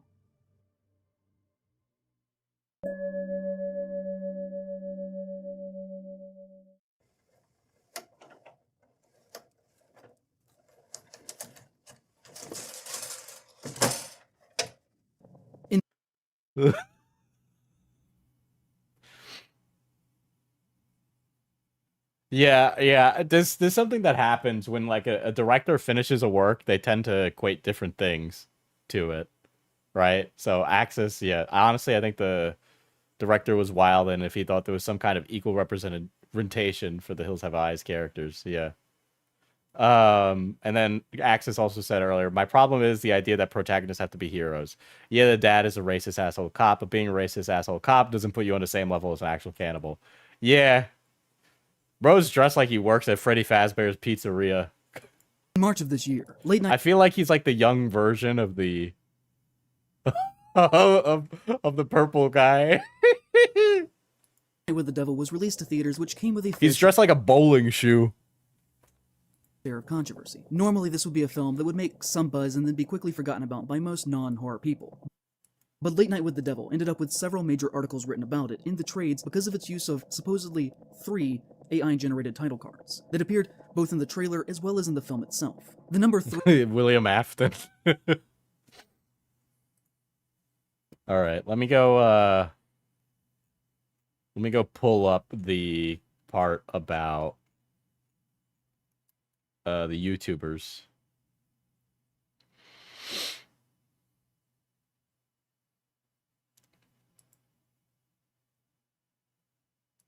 House to having multiple ties to other far-right extremist figures. That I think a clear picture is painted that he does not mean this as a communist kind of thing, and seemingly other, and ultimately does nothing to challenge any semblance of the status quo. I think that any movie that on the rolls on their projects, unless they are already so famous sorry. and can be leveraged to generate money for them from that. And also it should be said that almost all of these hires, both for people of color and for women, come in the past couple of years after people started to realize that they basically exclusively only hired white dudes, and began to criticize them for those practices. Also, I do think that it is very interesting that after the hit that they had with Get Out, that Jordan Peele left the company and distanced himself from Blum. Typically, if you have an iconic work of art, you tend to kind of stick with that team that has a proven model for success. And I think that it is very telling that the two never seem to acknowledge each other anymore, except for when Blum uses Get Out to seem more progressive than he actually is. At one point, when asked about why he only hired white men for top positions in his films, he said that there was simply no women to hire, and was quoted as saying, "We're always trying to do that. We're not trying to do that because of..." Okay, let's see where the YouTubers show up. This video covers such a wide breadth of topics. Holy shit.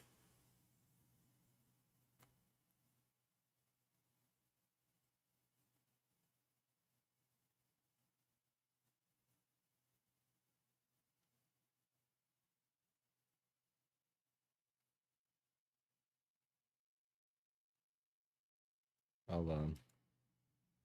Activism, and depicts conservatives and liberals as both causing harm, but only doing so in a way that reinforces each other and ultimately does nothing to challenge any semblance of the status quo. I think that any movie that on the surface wants to be seen as deeply political and as an important work of art, but then restrains itself to only comparing Republicans and Democrats, is not something that should be treated as a serious exercise of social satire that is being done in good faith, and should be seen for what it is, which is a knife to skim cream off the current tensions of the American culture for profit. They are in this moment no different from the talking heads of This Fox could have been News 3 separate videos. Yeah, holy shit.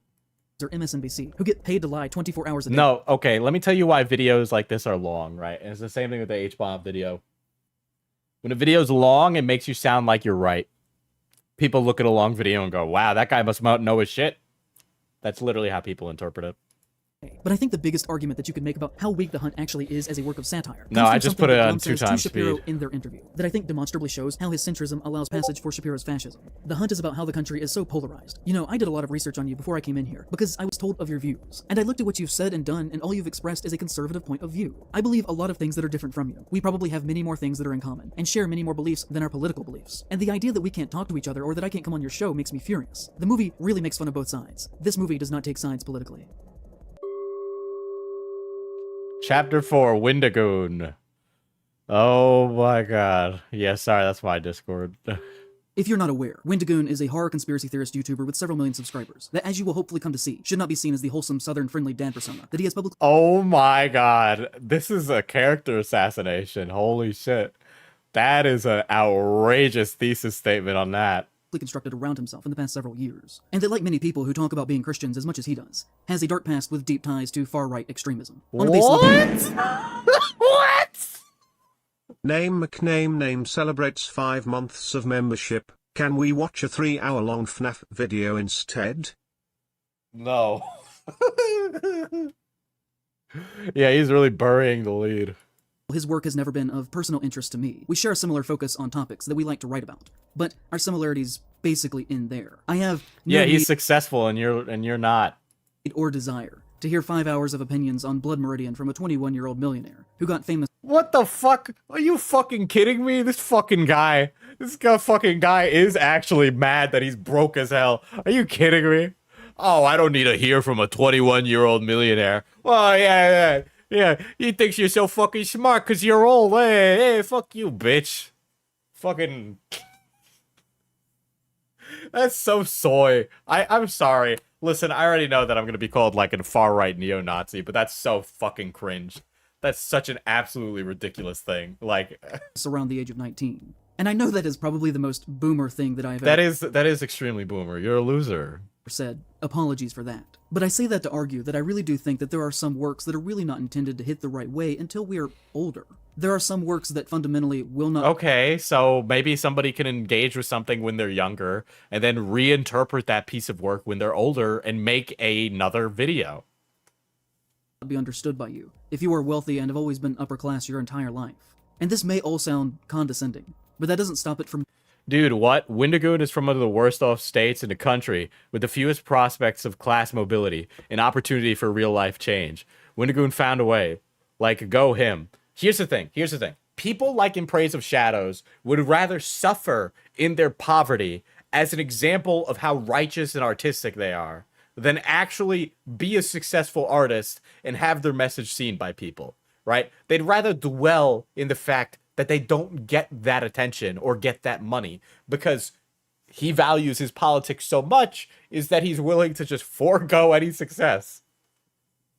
being somewhat true. I don't mean that to think that you shouldn't be able to say or publish whatever you like at I Praise in the Shadows is just mad because Blood Meridian was too hard for him.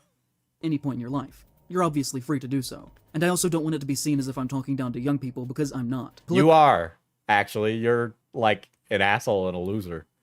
There are people of various ages who can be completely wiser than you. Okay? Young people could have more nuance, more empathy, more understanding, more intellect than you. That is possible. Politically, they are frequently the most with it, and their voices should be heard on issues that pertain to them. They are looked down upon too often in our culture. What I'm talking about here pertains to the very act of writing itself, and with that, perspective. And I don't know if you can actually really truly be a good cultural critic, with a voice that has a definitive perspective, without several years of genuine, independent, lived experience away from the home that you were raised in. And in his what you bring to the table as a young person and a writer really depends on your upbringing, right? I think you're very reductive in that take. You don't know what his upbringing was.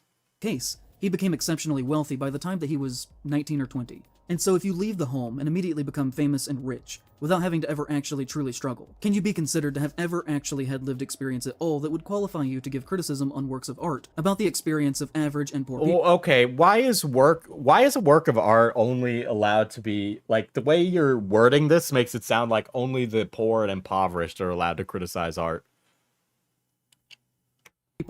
I would argue not. And if that is the case, why would your perspective matter as a critic? Not to mention the fact that Wendigoon was raised in a very wealthy family, and with that On the basis of what? Can you provide any evidence for that whatsoever? comes from a wealthy perspective. He himself has inadvertently admitted that his family at one point had millions of dollars. When he said once on stream, "Would you believe me that when my dad was young, he used to be in an organized crime gang and is now a Sunday school teacher?" That is not what you just presented at all. Well, first of all, you're not showing like a video clip, so I'm a little more inclined not to believe you. But then on top of that, you're saying that his wealth came from his father being in crime. That doesn't show like economic mobility. That doesn't show wealth. Being a criminal and being wealthy is different than being a wealthy person with a job.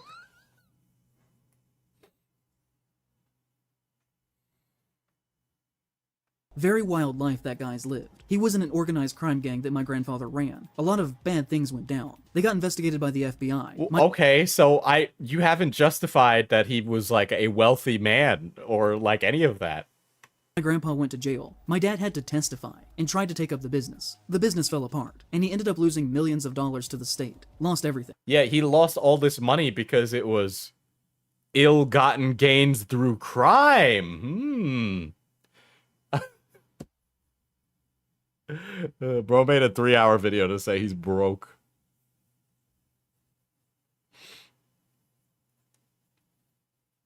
Yeah, organized crime famously never happens among impoverished communities. This was also before he was born, I think. Yeah. This shows situational life situations, not wealthy family like the Rothschilds. Yeah. He's like describing Wendigoon as the Rothschilds when in reality, like, you know, maybe his dad was like an American Peaky Blinders. Found God, became a Christian, and is now both the best man and the best Christian I've ever met. But also, That's, you know, that's great. I'm glad that Wendigoon has grown to be able to respect his father and that his father became a man who does not commit crime.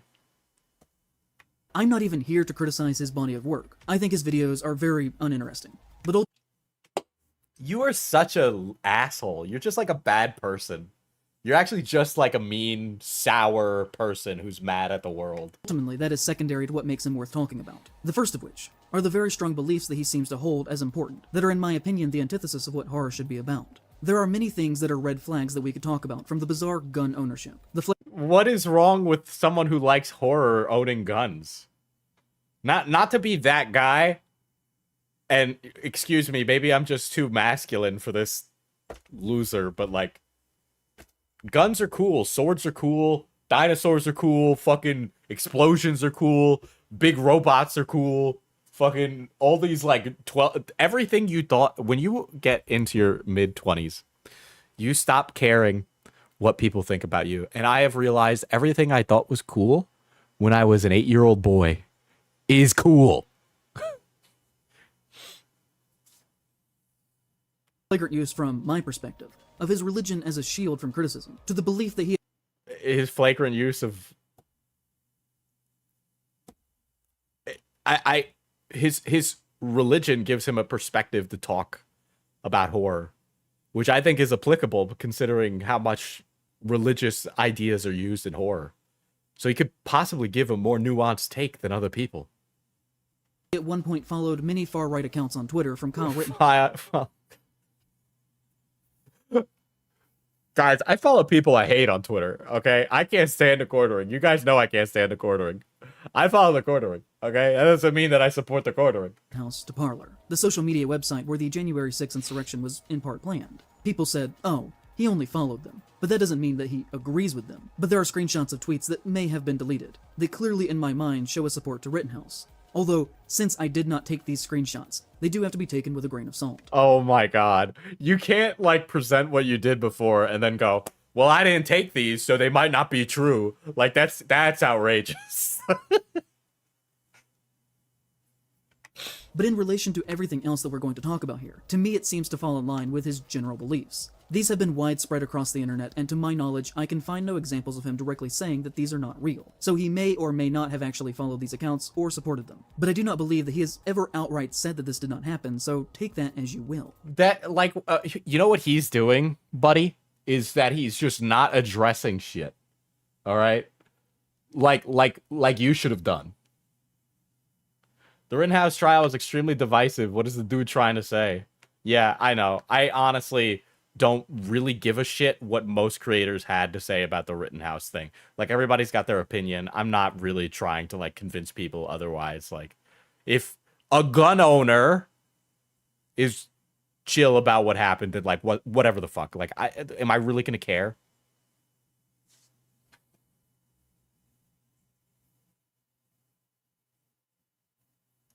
We could talk about his past and supposedly being a founding member in an online conspiracy theory group that, according to him, snowballed out of control into being a white supremacist neo-Nazi organization called the Boogaloo Boys. His online username at the time was Boogaloo Boy, and he claims to be the first to have started using it, but that he left the group and became Wendigoon after things started to get out of hand. And this is not a conspiracy theory in itself. Shockingly, he literally has said so in writing. As you'll see, he was just like, oh geez, sorry guys, about starting a violent hate group, guys. Whoa.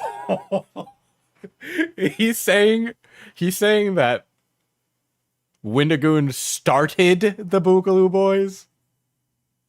I find that very suspect. Wouldn't he have been like freshly 18? Are you gonna show any evidence of that whatsoever? What? Sorry that people got killed. I totally didn't mean to do all that. My bad. What do you mean? Where's the evidence for that?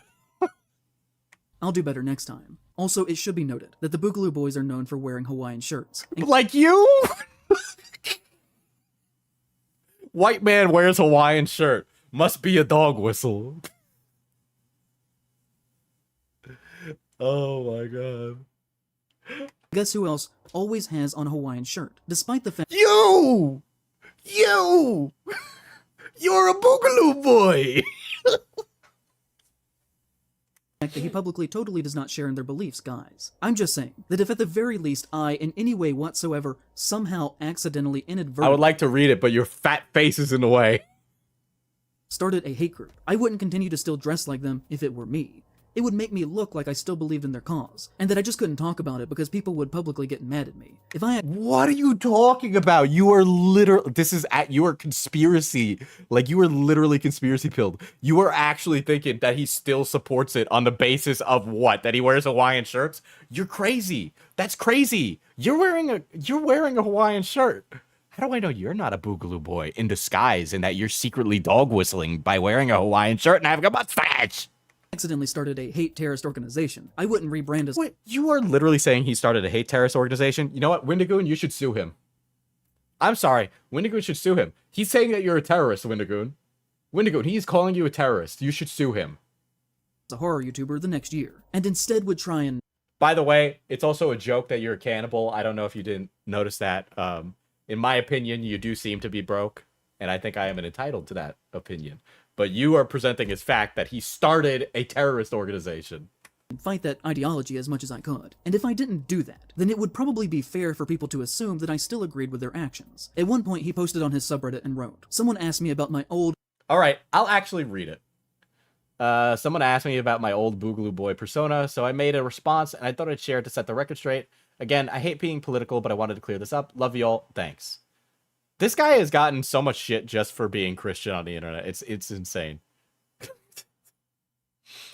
It is literally just that he's Christian. That is it. All right, so I want to go ahead and make an official statement here because it has to come straight from me. Over 2 years ago, I was among the first to be using the term boogaloo. Originally, it was a rendition of Che Guevara's, not that he's a good person by any means, code word for revolution. It kind of makes him sound left-leaning, wouldn't it? Why is Turkey Tom in a thumbnail?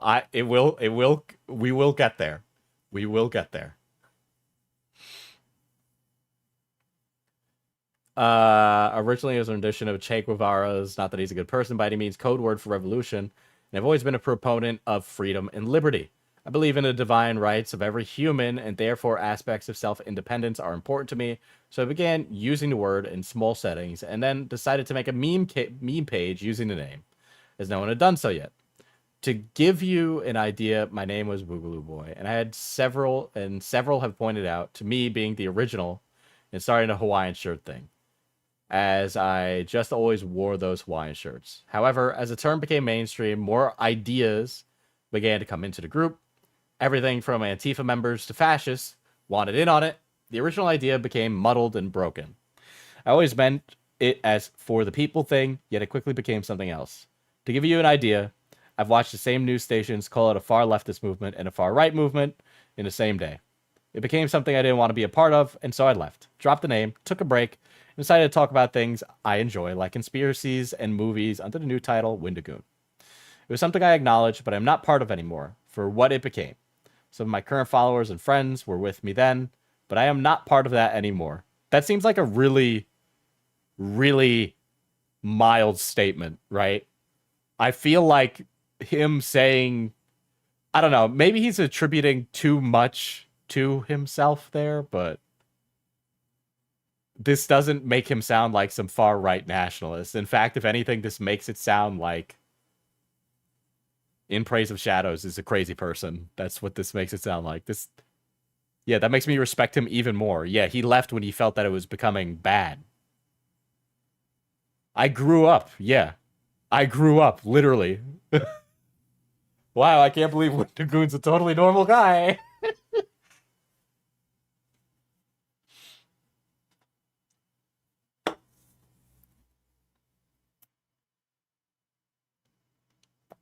So that's another thing.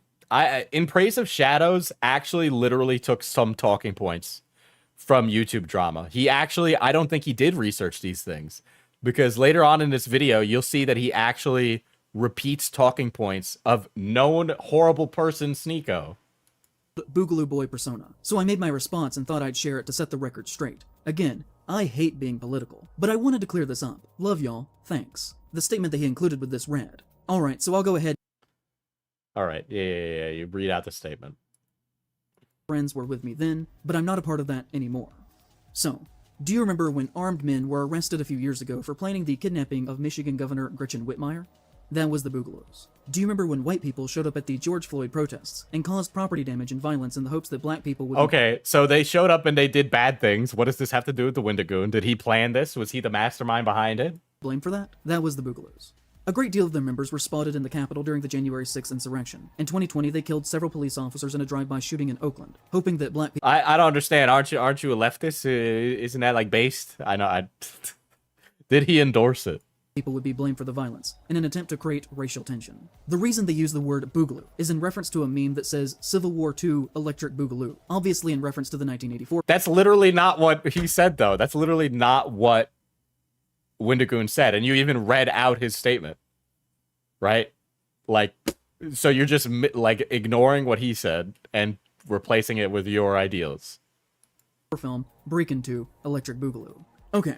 So let's take a closer look at some of the phrasing of his official statement. First off, I have tried and failed to find any connection to the word boogaloo to Che Guevara. In fact, when you Google Che Guevara boogaloo, you just get things related to Wendigoon. When you type in Che Guevara word for revolution, you get things related to Wendigoon. Che Guevara died in 1967, and the earliest example of the word boogaloo that I...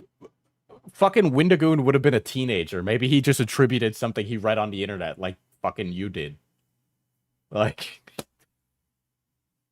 can find was in 1966, in relation to the musical style. So I would wager that that is more than likely a lie, to cover his actual intentions and maybe fucking a young teenager read something on the internet, you fucking idiot, and then just took it as fact. Or an IRL friend. sympathies that he held as a seemingly radicalized maybe it's not like a hidden thing and he's trying to hide something. Like there's so many other According to the more obvious things. For Strategic and International Studies, the word boogaloo began to appear in online forums related to hate content on 4chan somewhere between 2010 and 2012, when, Wendigoon would have been about 10 to 12 years old. Specifically, I have seen multiple times that it is believed to have been... a fucking young person was on the internet. Literally, he's a Gen Z on the internet. He could have just absorbed so much random crap on the internet that he just took it in. Born on gun-related... Yeah, he's literally just calling Wendigoon a terrorist. He is literally just calling Wendigoon a terrorist. Forums. I can find no evidence that within their organizational structure, that they have any allusion to their values starting or being connected to Che Guevara in any capacity. Okay, hot take. It's very fun. I'm sorry, I'm about to say horseshoe theory. I'm just saying, there's a lot of horseshoe theory in extremist politics. Just saying. It just so happens that for some reason, very strange alliances and agreements tend to happen. So claiming he was the first to start using it, or among the first, is not true, and is frankly a bizarre claim to make. By the time he would have made his Boogaloo Boy username, the word would have already had a near decade of being entrenched into the deepest... Yeah, I'll read the comment Wendigoon made later. ...layers of alt-right internet radicalized extreme racism. He wants to simultaneously be seen as distant from the organization, but still dresses like them on a daily basis. What are you talking about? Guys, I left the Boogaloo Boys. Let me just go throw out all my clothes. And fully takes responsibility in claiming that he started their movement that was already in motion at least 7 or so years before his involvement, which to me just kinda seems like he enjoys taking the credit for that, as historically, he already had an out that he was in middle school when it truly actually began. And if he's lying about these things, it just makes me wonder, what else is he lying about? And Are you fucking kidding me? You are crazy. Difficulty in seeing the lies and between the things that are true is always the point with these kinds of people, who say, for instance, that they do not believe in far-right hate, while doing something else at the same time, such as wearing a distinctly coded Hawaiian shirt that would be understood by the initiated. What are you talking? You are actually crazy. Do you realize how many grown men these days wear Hawaiian shirts? Okay, I was literally making a meme about it earlier. What are you talking about? This is actually insane. as Jared Thompson puts it, who works with the Transnational Threats Project that focuses on the evolution of digital terrorist networks. Boogaloo memes and slang are often deployed in similar formats, and using similar language to more mainstream internet discourse, creating a challenge in parsing the difference between complex inside jokes and memes that are used as a tool of Boogaloo extremism. Then, Wendigoon would go on to say that the organization was corrupted by the left and the right equally, but I can find no evidence that the left ever tried to co-opt an Oh, organization. yeah. Oh my god. Fuck me, bro. Guys, the left never engages in political violence. It's only the right. It's only the opposite, guys. The guys that I'm not a part of that engage in things that I would say are bad. My guys never do that. Never happened before. Never happened 100% in life. What are you, stupid? What are you, naive? What are you, naive? You yourself said normal people are capable of violence. I think it's possible.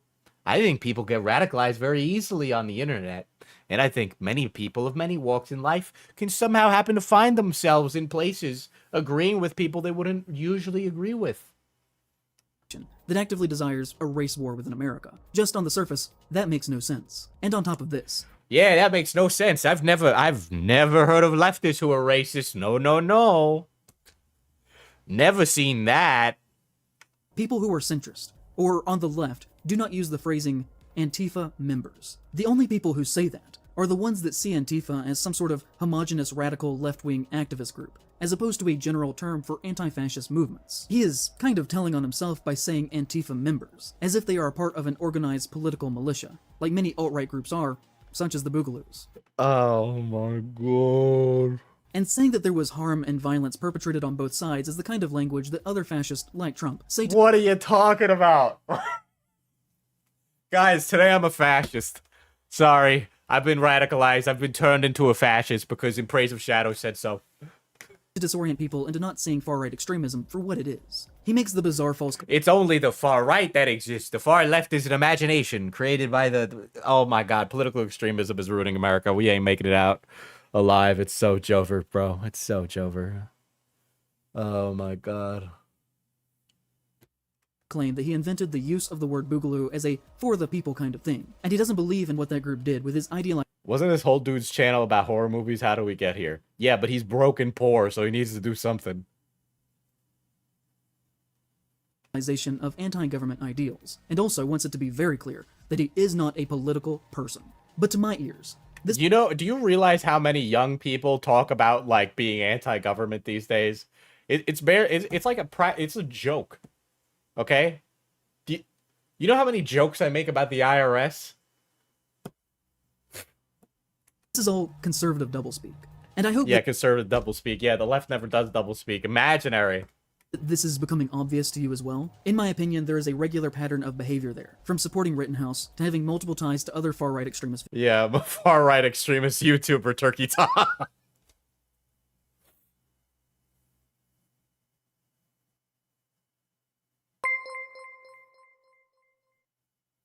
This video feels like why I'm still mad at Wendigoon for not inviting me to his 7th birthday, part 364. Yeah, I agree. It does feel like that. It feels like he's mad at Wendigoon for having success in the horror field when he hasn't. figures. That I think a clear picture is painted that he does not mean this as a communist kind of thing, and seemingly more so means people as a very select group. Wendigoon is very publicly friends with Turkey Tom. Wendigoon's friends with Turkey I'm sorry, it's really hard to like... Turkey Tom like covers lol cows, okay? He covers like people who are like just the worst, okay? They have been seen together on multiple occasions, and I've seen online mention. I swear to God, Wendigoon, you're so nice. I can't believe you don't want to sue this guy. I would obliterate him in court. I would obliterate him. I think YouTubers should be more litigious. Like...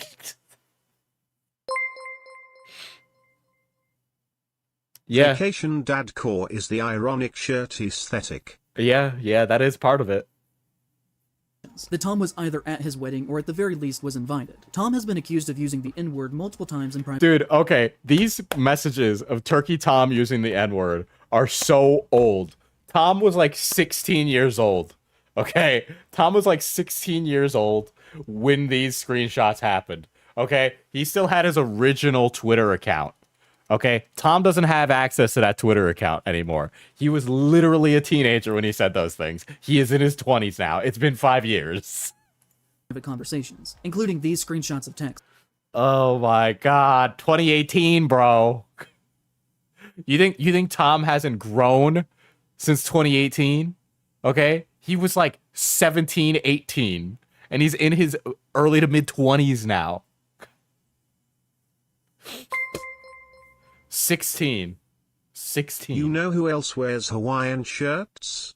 Weird Al Yankovic. Weird Al, I can't believe you've done it. This is a certified hood classic. Using this guy's logic, Ted Casey is actually innocent because there is no way someone who is anti-government would ever do something evil and heinous. That are alleged to be real, and he's also been accused of saying that the upper tiers of his Patreon were intended for Jews with deep pockets. Where did you have evidence for that? No? Okay, whatever. Don't care then. Wendigoon is publicly connected to the internet historian, and is Okay, Wendigoon is publicly connected to the internet historian, right? So here's where we're getting into r/YouTube drama. There's an r/YouTube drama that's like a schizo post about like how all the right-wing YouTubers are connected. appeared in his videos. The internet historian publicly said that his birthday was April 20th. It is not, and has only said that as a joke because that is Hitler's birthday. Wendigoon is publicly friends with Donut Operator, and even retweeted a photo. Oh, God forbid he's friends with Donut Operator. Oh, God forbid. Wait, this one's actually really funny, right? Because the thing that he criticizes Donut Operator on is like the worst video you could criticize Donut Operator for. Photograph of the two of them hugging. Yeah, nobody ever cares. Like, who cares about who he's friends with? That's like ridiculous. I'm friends with people I disagree with politically all the time. Guess what? We don't talk about politics. Donut Operator is a gun-crazed, very far-right YouTuber with 4 million subscribers. Very far-right YouTuber. Okay. Okay, Donut Operator, far-right. Okay, understood. Who's Donut Operator? So Donut Operator is a former police officer who became a YouTuber and opened up a skate shop. And he funds some of that by acting as like he'll review police footage and give his take on it, on whether or not it's like justified use of force, if it's okay, if this is okay. And he basically does reaction videos to sometimes shootings, sometimes police responders to tons of things, right? This is great value, Noah Sampson. Yeah, far right is when funny weed number. I know.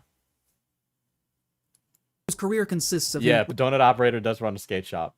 Reviewing footage of police officers shooting and killing people. He was once a cop himself, before he made more money making YouTube videos and retired. His content is very pro-state, pro-cop, pro-gun, and pro-death to people who... He's not... He rightfully criticizes police's misuse of force. He does that all the time. But watch the video he criticizes Donut Operator for. Don't share his beliefs propaganda. For example, one of his videos is titled Predator Takes Shotgun to the Face, and features a picture of him smiling in the corner of the thumbnail next to an image of a terrified man about to be executed by cops, with the text that reads, head removal. Oh my god.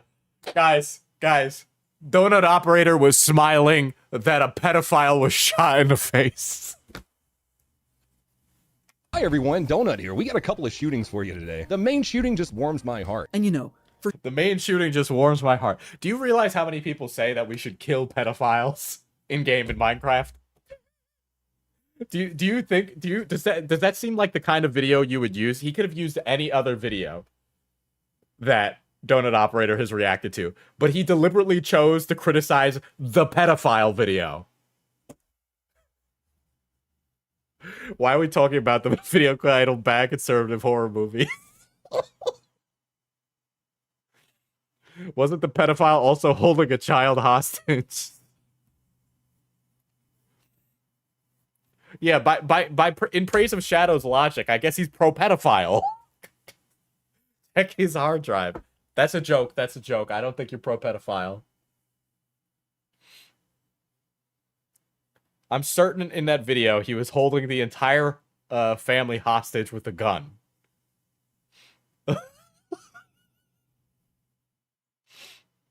someone who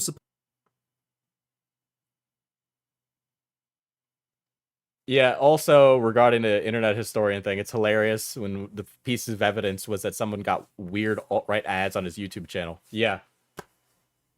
I like Donut Operator, too. I don't agree with everything he says as well, right? Supposedly is so very anti-government. Wendigoon seems very comfortable He's anti-government because he's friends with a former police officer. You are actually like politically brain rotted. You need to expose yourself to more kinds of people. Not like in the criminal sense, because then you will end up in a donut operator video, but like, you know. with a man who makes his living worshipping violence committed by the state. He's a man I will sleep easy at night knowing a pedophile is killed in Minecraft. of no conviction, claiming to be very against the government and for the rights of the people, while at the same time The rights of the people I am less for when they are molesters of children.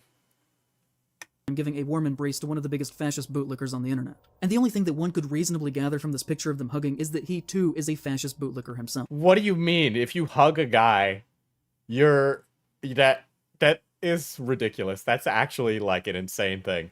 You are a leftist asshole licker, is what you are. He has collaborated with Nick Crowley, Okay, what the fuck does Nick have anything to do with this?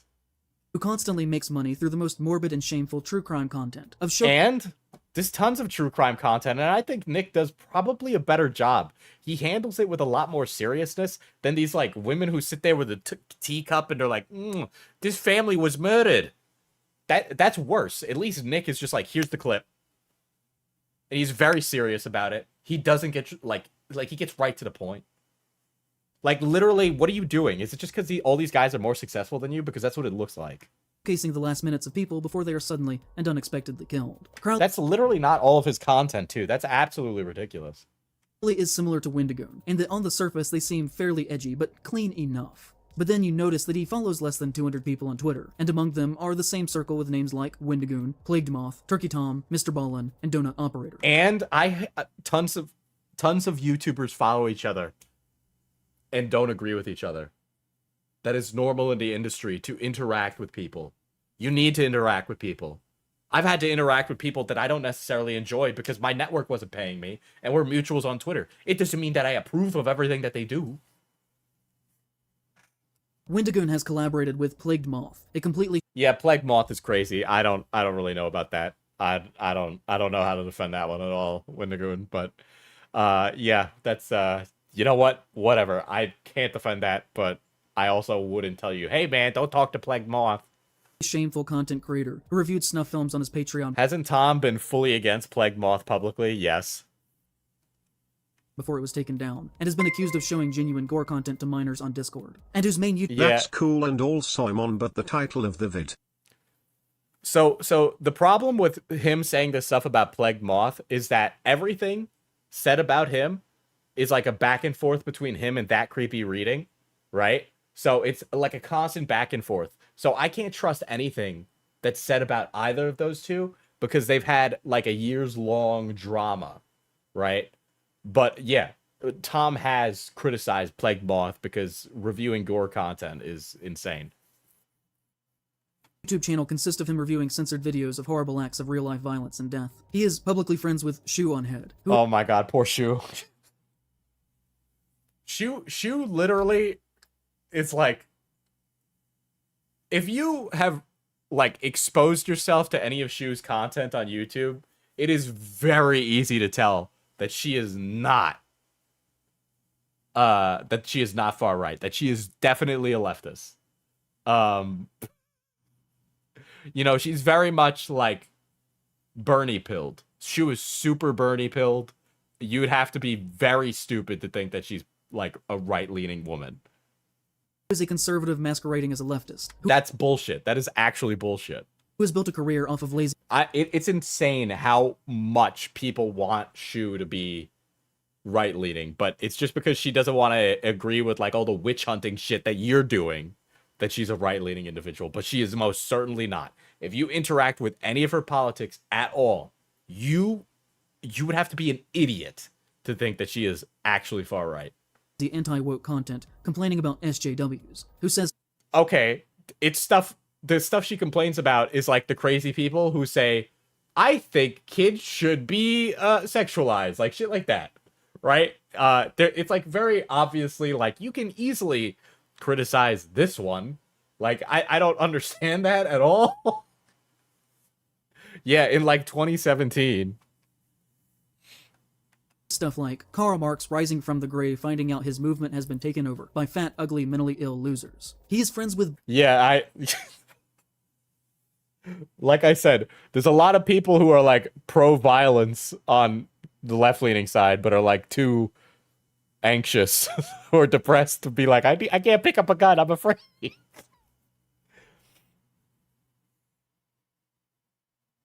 Brandon Buckingham, a gun YouTuber who Okay, Brandon, not a gun YouTuber. 2, that's a picture of Brandon Buckingham with his grandfather when he returned home from the hospital. What a horrible picture to use to try and like character assassinate someone. has been accused of threatening rape. He is friends with Oompaville, a gun-obsessed Also, not a gun YouTuber. content creator that has He is taken a commentary channel. advantage of Nikocado Avocado's mental decline. Nikocado Avocado also not having a mental decline. If you think he's actually having a mental decline, you are mentally deficient. Okay? Nikocado Avocado is deliberately pretending to be a crazy person on the internet for money. All right? That is completely fictitious. He is playing a character. For fame and for money. And on top of that, For fame and for money. Yeah. Nikocado Avocado is completely aware of the fact of what he's doing to his body. Okay? He's completely mentally sound. He is aware of that.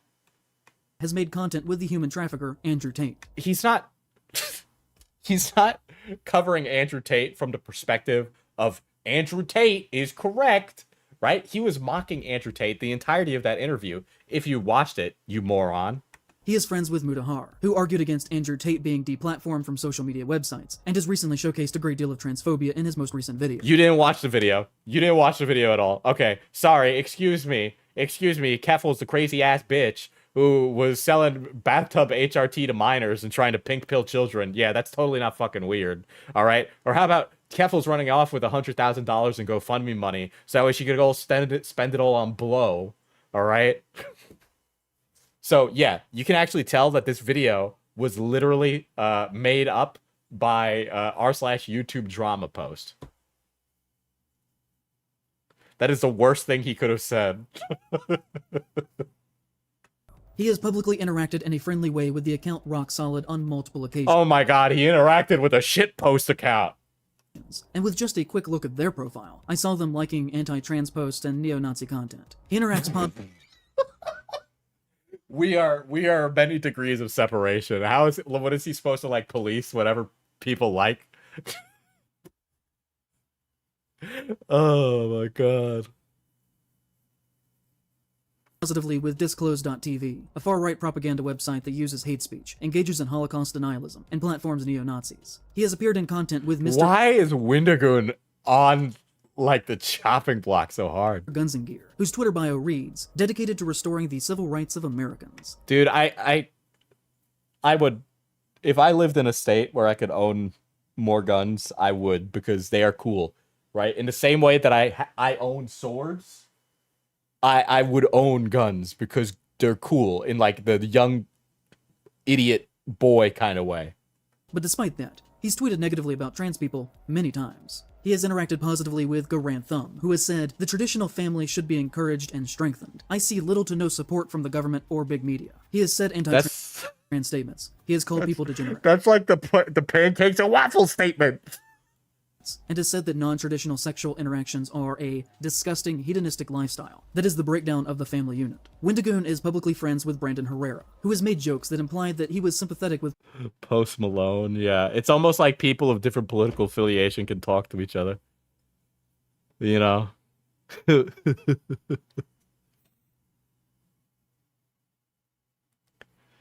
Oh my god. So I went and looked at the donut operator video. The guy who was shot touched his wife's daughter, the daughter reported it to her teachers. The police then found them in the middle of a domestic. Oh. Man, what a shame that guy was shot. Am I right, guys? Okay, but did Wendigoon say any of those things himself? Exactly. When they arrived, the perp pulled a gun and attempted to take his wife hostage. His wife even called him evil post-shooting. Wow. Wow, what a great video to defend in praise of Shadows.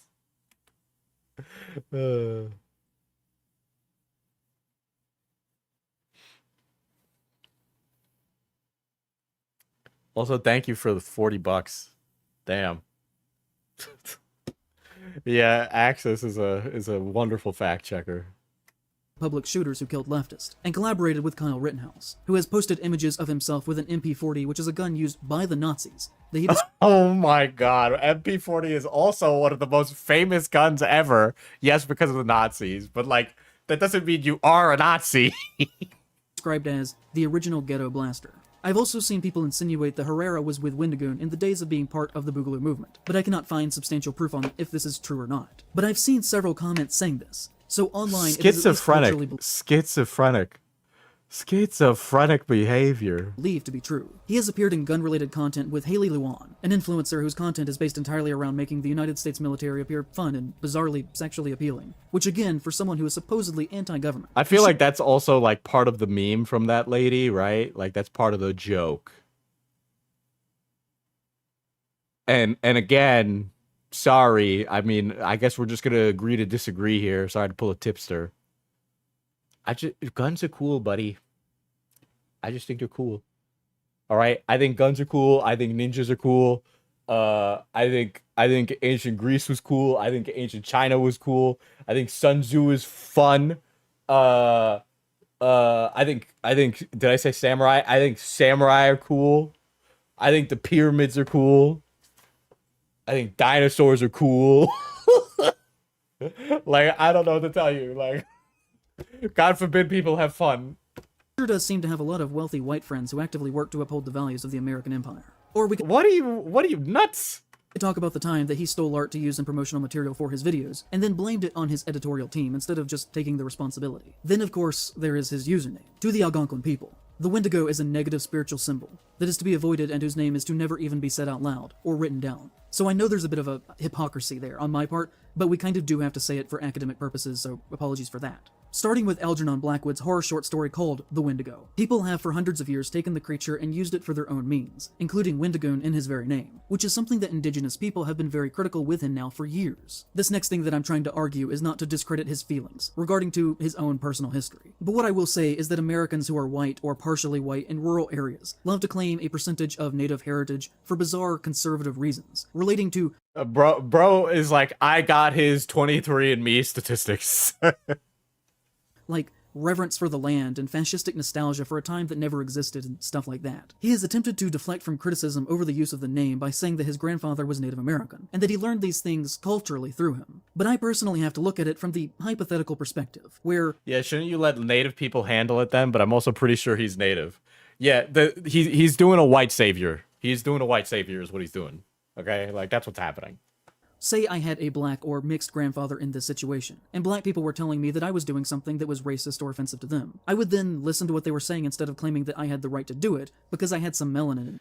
Unfortunately, Wendigoon, you look white. I have pulled out the Family Guy race card, and you don't look like a Native American. You don't have the phenotype. I, as a white man, am the one to tell you that. Especially if I were more or less raised within a primarily white cultural area, like the Appalachian Mountains are. And also on top of that, just, frequently associated myself with white supremacists. There are 26 million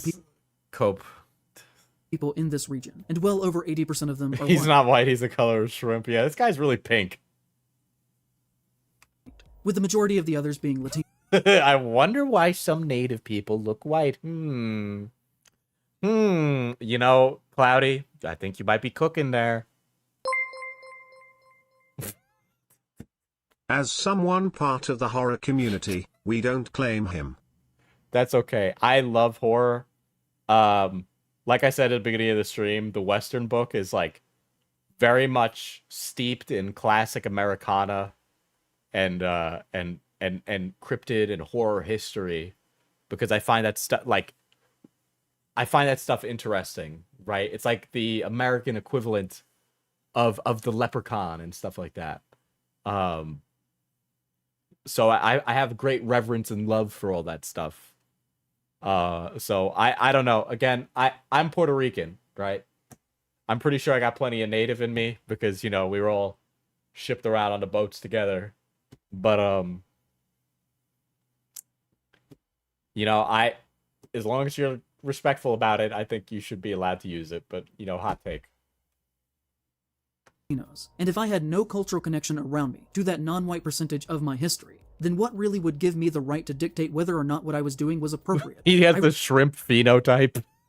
Really would have no ground to stand on. The other thing that I would add to this is that Wendigoon and I are practically neighbors, and I know this area very well. Okay, so I live in Asheville, North Carolina, and between that and the reservation, you have the community of Lake Junaluska, which isn't actually even a real town. You can walk across the whole thing in a matter of minutes. You got Waynesville, you have Maggie Valley, and a few other small drive-by communities. And beyond that is the Cherokee Reservation. Wendigoon lives somewhere just on the other side of the reservation. That is not me doxing him. He has said many times publicly that he lives in East Tennessee, and I'm not even saying what town he lives in. According to the latest census, there are only 23 black people who live in Maggie Valley. There are 15 Native Americans despite it touching the reservation. Most of this area used to be sundown towns. It is about as white as you could possibly get. Diesel, what's your favorite dinosaur? Probably a Triceratops. Double if the Triceratops is also a big robot. Appalachia is very white country, and for the most part, is exceptionally racist. Genuinely in this part of the country, you have to assume that any white person... Dude is literally like reaching to like call him racist. That is insane. You meet is racist unless they show you otherwise. Almost all of these little towns are well over 90% white, but if you were to drive through Maggie Valley, you would find This is the kind of guy who would like look at a poor white person and like chastise them for it.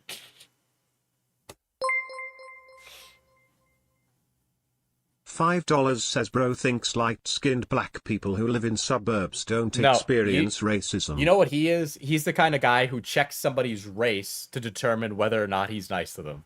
Okay, that's how he is.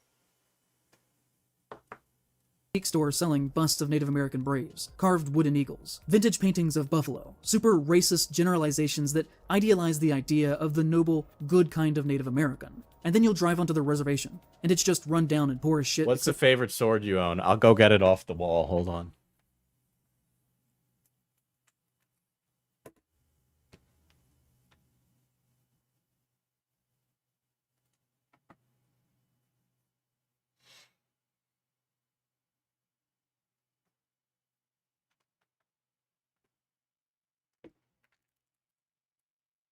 All right, here's my favorite sword I own. I own a replica from Twilight Princess of the Master Sword. Unfortunately, it got covered in wax when the wax blew up and burned me.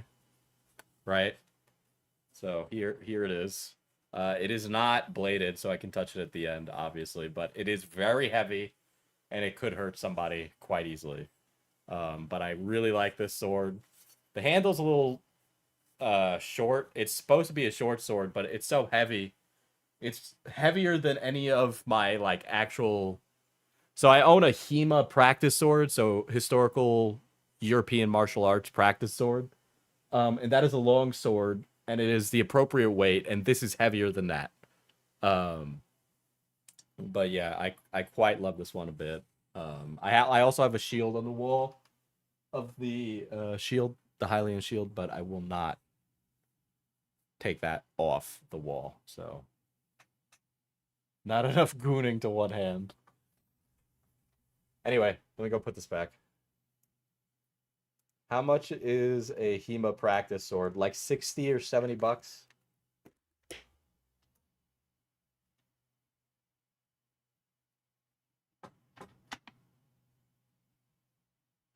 I'll bring that over too, since I brought it up.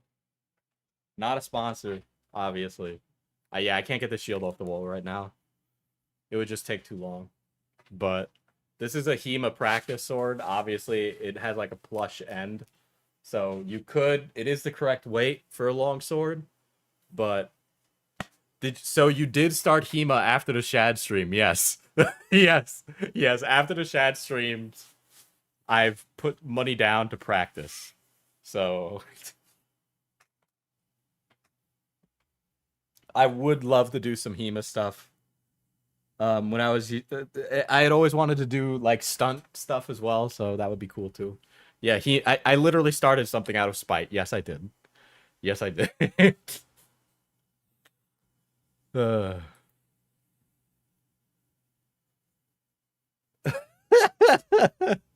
Yeah, hot man can sell diesel anything. Yes.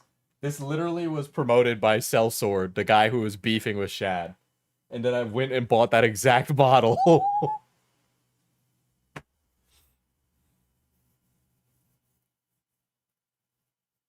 for the casino. He has said that the Wendigoon name came from his cultural connection to native lore through his grandfather's side, but I can assure you that unless you were on the reservation itself, that actual native culture has no aspect in the general lives of the people around here, other than the racist trinkets that depict them. And as I said a moment ago, the Wendigo... Dude is literally like, this is racist, right? Like, assuming somebody's race is racist, is that a lot to say, right? He's trying to be like, well, you can't be because you look fucking white. Like that's just racist. This is him being racist. Is Algonquin, who are nowhere close to the vicinity of the Cherokee, who are in the southern Appalachia region and throughout the lower sections of Middle America. The Algonquin people are Canadian and a little bit north.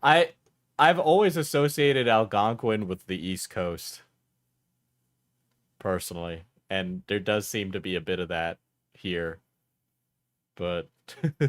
Northern American. To insinuate that he can use the Wendigo name by citing local cultural native customs is completely absurd to a person who lives in the same general vicinity as he does. You don't know his life, clearly. I don't know what to tell you, like... It's obvious that he just thought Wendigos were cool, and has come up with some seemingly strange backstory lie that is easily proven to not be true, unless, you know... And, like, the stuff he said about Brandon Buckingham literally, like, came from Sneeko's fucking fat ass. Like, I don't know what to... Like, why... Like, how do you promote Sneeko in this video by accident?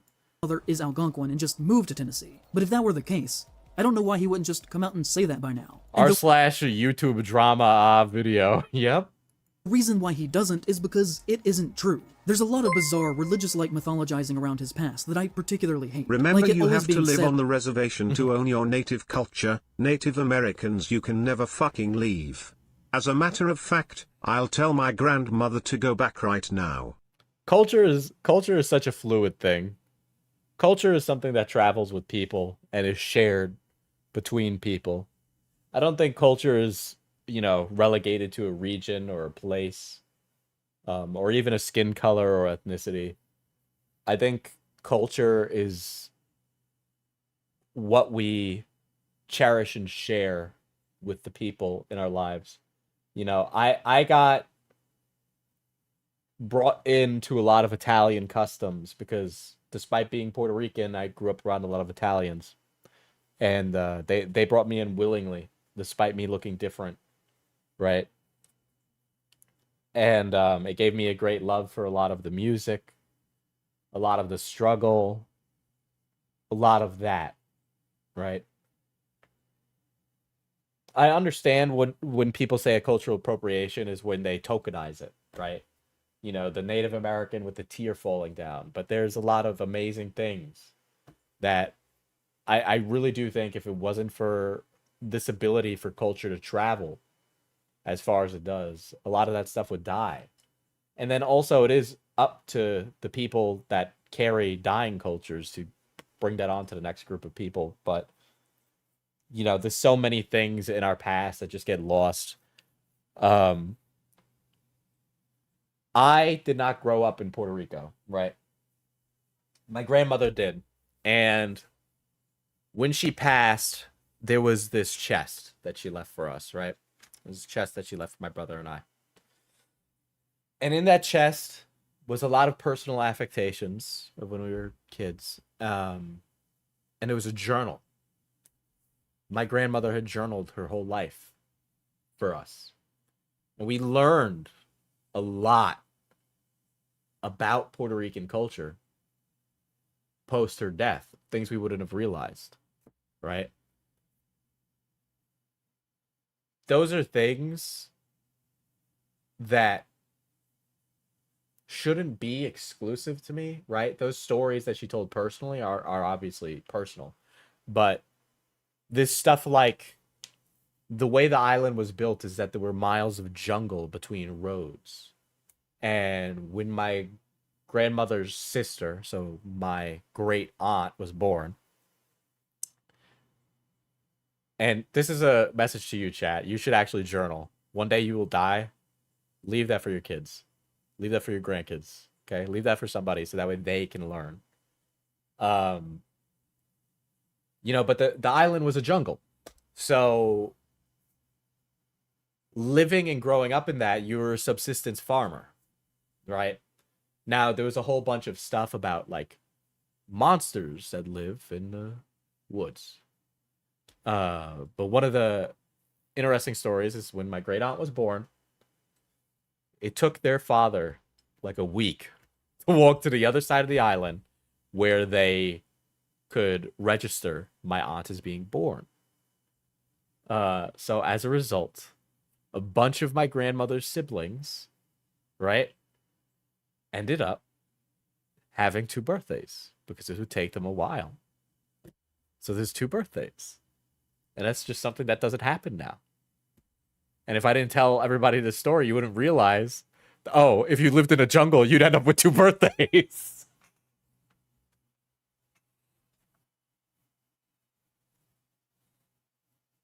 Language is culture too, right?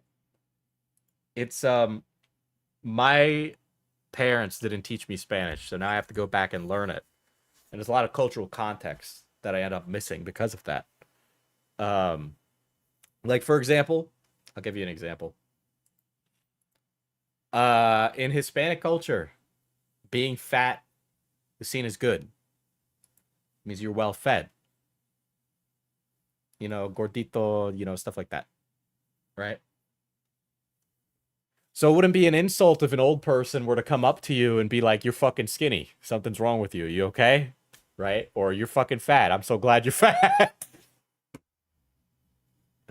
Right? That was something that happened. Now that's a part of culture I don't want to travel. Like, if I ever have kids, I'm not going to be like, damn, you look skinny, or damn, you look fat. Because that tends to put a lot of bad negative traits into people, right? So it's not a part of culture that I would share to future generations. But communal meals, dishes, that stuff should be shared. White people should cook that. White people should cook that. They're missing out. That his interest in cryptids and horror began with oral folktales in Appalachia that are passed down and told to children. I assure you, as someone who lives near him and has for most of my life, this is total bullshit, and is some weird false... Okay, that's not... Like, your upbringing could have been totally different from his. So you saying that his personal experiences are total bullshit, or just you being closed-minded to the variety of experiences that people have. Cultural imaginative idealization of the American South that is not actually true to the real Appalachia.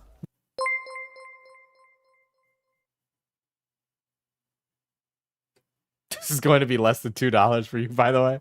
Okay, I'll read it. The difference between cultural appropriation and appreciation is the respect you hold towards the subject.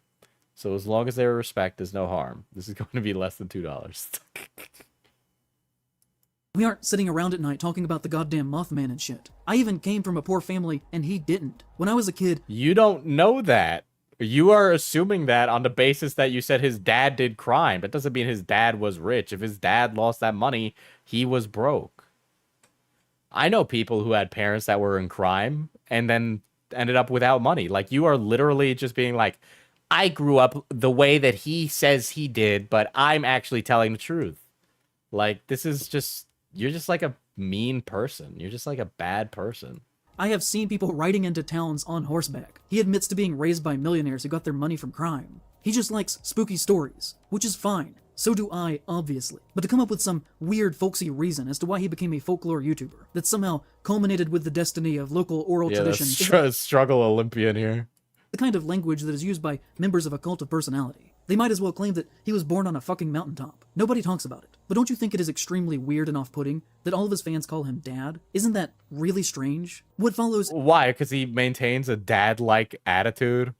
Mayo Monkey, Bo Blacks and their viewers have joined.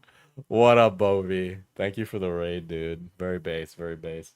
This video sucks, by the way. This guy sucks, okay? I'd smack him in Minecraft. Sorry, I almost said something violent. I can't do that. Oh my god, a tipster. You did another tipster bully stream. Another tipster bully stream. It's a lot of tipster. Ay. We are covering the Wendigoon exposed video by In Praise of Shadows right now. At least the video's almost done. Oh my god, this guy's giving me a fucking pain in my ass. I'm amazed he got 6.3k likes. It should have been 0. Well, there's some people that'll hate Wendigoon on the basis of everything that he's saying here, right? Lamau, you watched the whole video? I watched like 40 minutes in the beginning when he was like reading hate comments. And why he's like actually a misunderstood artist, and now I'm like watching the Wendigoon shit.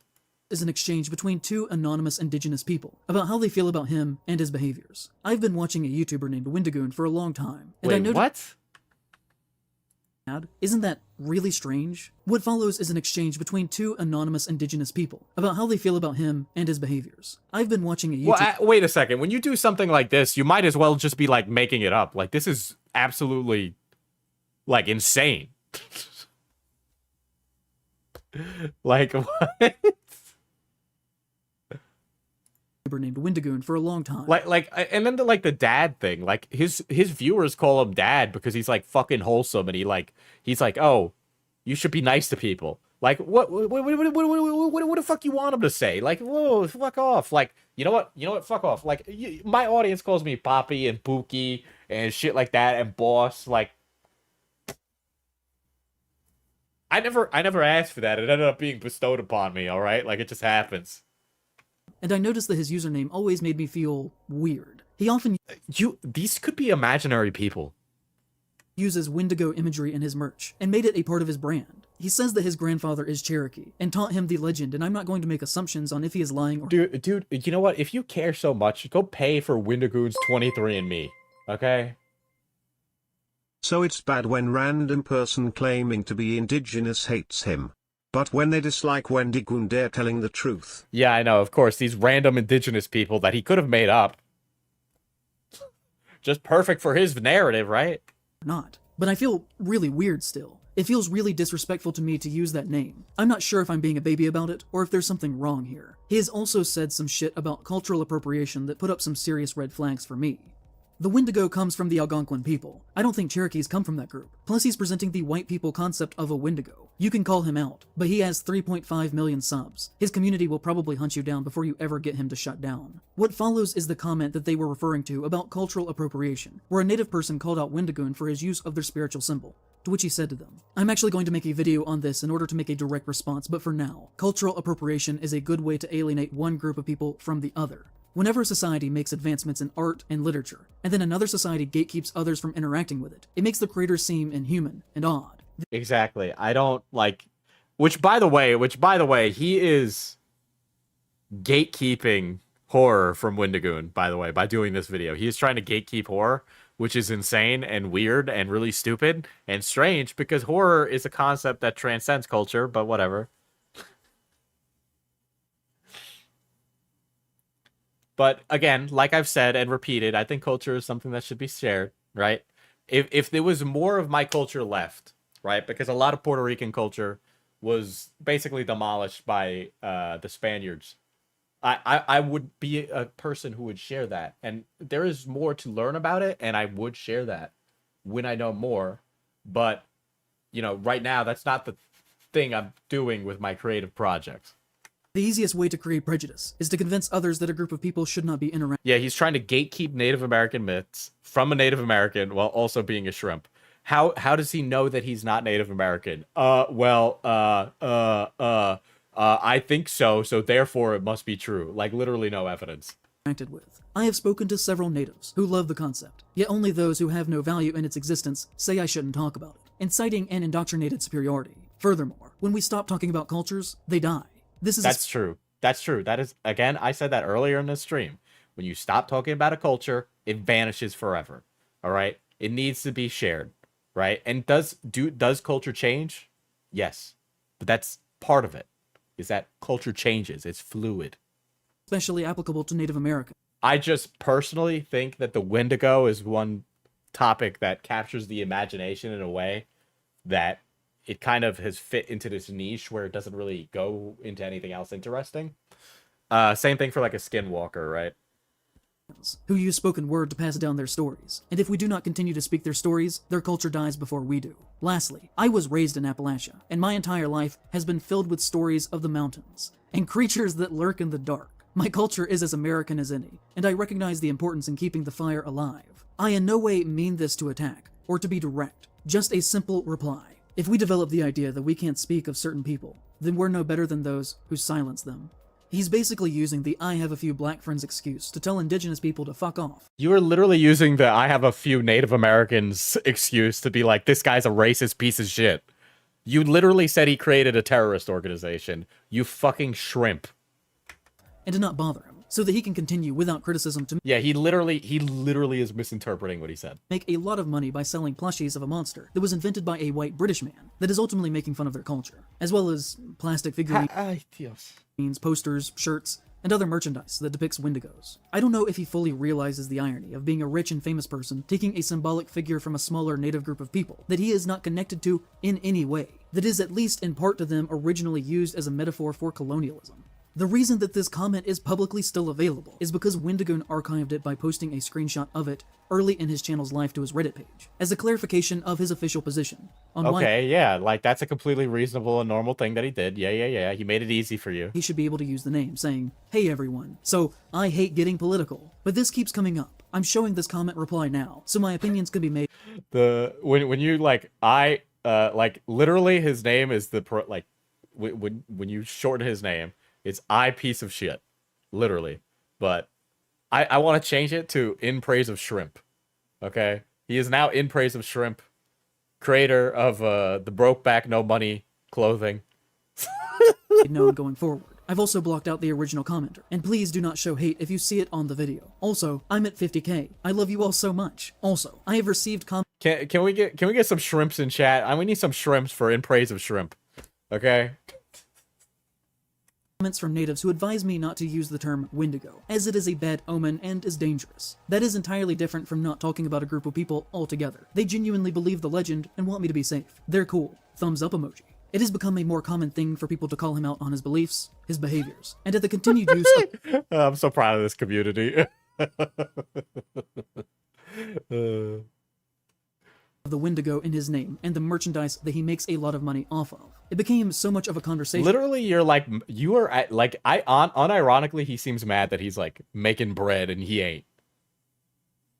Like, that he even put out a statement trying to shut this down, saying, "Some rude and slanderous things have been said about my character, and I just want to clarify that I am not right-wing or bigoted or anything, besides thankful for my opportunity to make goofy YouTube. The only thing I believe in is loving God and my wife. Do not operate."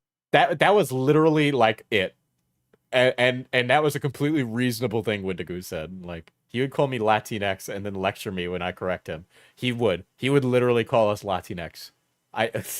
You know, the ex-cop who makes death content. The Wendigoon shared a picture of the two of them hugging not long after this. Can be found in the comments of this post asking if Wendigoon wants him to start killing people who said that he was right-wing. I think that was a joke.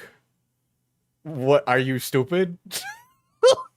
Oh, when anybody on my side does it, it's a joke. But when they do it on their side, oh, well, it's not a joke. that this is an all-time bad public statement that says absolutely nothing substantial. And that's the point. I quote-tweeted this and said, "Not that I have a stake in this whatsoever, but this is such a non-statement that doesn't even address any of the issues that folks are criticizing him for." Dude has been mauling about his success for years. This guy is literally like a loser. Someone using their religion as a shield in the same breath as claiming that they believe in nothing politically is a red flag. "Oh, I'm just a goofy, wholesome boy. Please don't ask me why I follow less than 500 people and one of them was Kyle Rittenhouse. Don't ask me about all the guns that I post pictures of. I promise I have no strong beliefs. Apolitical, really. Why?" I know leftists that love guns. I don't know what you're on about, dude. He didn't say he isn't political. He said he's not right-wing. Exactly. Guns equal right. I know. There are people that are not right-wing that love guns, okay? Like, I don't know what to fucking tell. Like, I'm a gun-loving dem. are you slandering me? I really only care about this because if you have that large of a platform and make your money from being a public persona, then you are no longer fully a private person, and your political beliefs do in fact matter and are a fair topic of debate. You can't get mad if people call you on questionable things that are said or done if you are making money off of them. And what resulted from some good faith criticism. Yeah. Oh, I made a dumb Twitter post online, and then random fucking weirdos decided to insult me. Like, what the fuck did you expect, you crazy nutcase? Of his use of language was days upon days of people calling me a faggot. Can we get a call back to sexual violence is just another expression of political anger? Yeah, oh, crazy. What a weird statement for in praise of shrimp to make. Amongst other things, but that was their go-to word. And to be honest, if you're a public figure who is being criticized publicly, and the only people who come to your defense are Nazis, then that can... What do you you must be stupid, right? Because anybody coming to criticize you must be a Nazi? Right, okay, you're a fucking moron. only be read as two ways. Either that you're sympathetic to their views, or that you're perfectly fine making money from them. Whoa, weirdos on the internet came and insulted me. It must be that you actually are a neo-Nazi.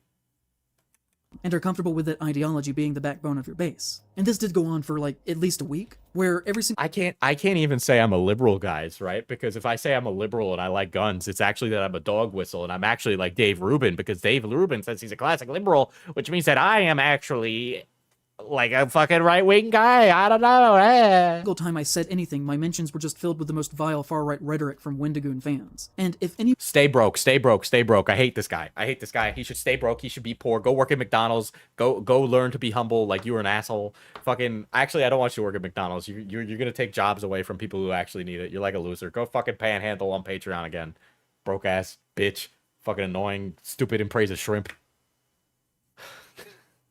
anyone ever criticized me, and people's reaction to it was to immediately start using hate speech, I would shut that shit down so fast. I think that most decent people who work online would do the exact same. And if they don't want to be seen as a big group of Nazis, then let's see how they react to this video's existence. Because I am certain... Oh, yeah. Well, now everybody, like, see, because we're criticizing him, it's actually that we're Nazis, guys. You know, it's crazy because literally last stream, I was being called a cringe leftist because I said you can jerk off to Fuda, right? But now today, I'm a far-right chud neo-Nazi because I don't support stupid shit like this. They will be very level-headed about all of this. Right in the midst of this going on, a very funny thing... It is honestly absolutely incredible how politically brain-rotted people are. Like, insane. ...happened, and that Wendigoon followed me on Twitter. I was not following him at the time. He never publicly told people to stop calling me a faggot. He never once... Oh, he followed me online and then never told people to stop calling me an F-slur. Why is he in charge of every single Yahoo who insults you on the internet, you fucking moron?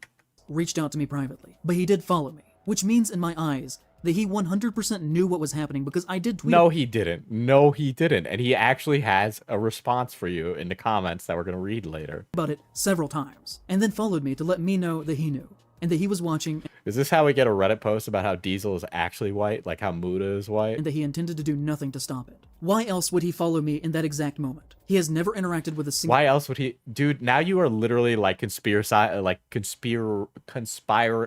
about a conspiracy again. ...one of my posts. Not one like, not one comment. We are not friends.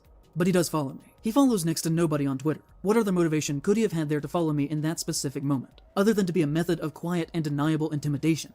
What other way... Oh, guys, he was following in praise of Shrimp because he was trying to intimidate him. Okay.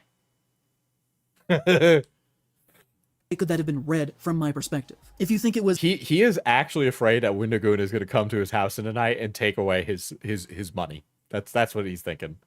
...was entirely coincidental, which he may argue it was. Then I've got a sack of magic beans. Diesel, the Aryan chud. Diesel's about to pull all the Nazi Aryan goblin snow bunnies. ...I'd like to sell to you. That was the moment that pushed me over the edge to make this video. There are other very public instances from him of transphobia and homophobia. Like when he allegedly said, calling Chris Chan, a man who mutilated his body with a box cutter because 4chan said he was a girl, holds a deep hatred for men and most women, decided to be a girl so that he could hook up with lesbians, and now abused his mom. She is disrespectful to and delegitimizes trans people. Like he, a very publicly straight married... Guys, you know, again, I understand and I respect Christine's pronouns regardless of how it got here, right? But I understand the argument and it's really hard for you to make a defense of Christine when they sexually assaulted their mother and raped somebody who has Alzheimer's. So I get it, but probably not a hill you want to die on. Probably not the kind of trans person you want to go to the defense of. Right? I get it, but you ain't going to win any hearts and minds. You're just not. My opinion on it is that just because somebody is trans doesn't mean that they unbecome trans when they commit a crime.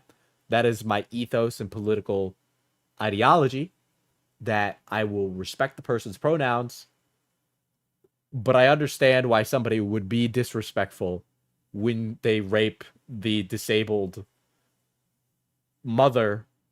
Okay? It is not worth the energy to defend. Christian cis man somehow is the authority on what legitimizes a trans person's identity. He has tried to cover this up and has denied that it happened, but I think there's enough evidence to say that it most likely did. One user said at one point, he's been constantly misgendering her on Twitter despite being corrected numerous times, to which Wendigoon said, "Show me one time I misgendered her on Twitter. Actually, please don't watch my content if you're going through my replies and monitoring followers, who may just be unaware of Christian's entire lore. Perhaps people just not knowing something doesn't mean that they're a transphobe. But if we go back and look at... Yeah, that is a reason that Christine transitioned. Now, is it the only reason? Did Christine have gender identity issues? Possibly, yeah. But again, this is probably not where you want to expend the energy on, right? We take easy wins in internet arguments. We don't get into arguments about the worst people.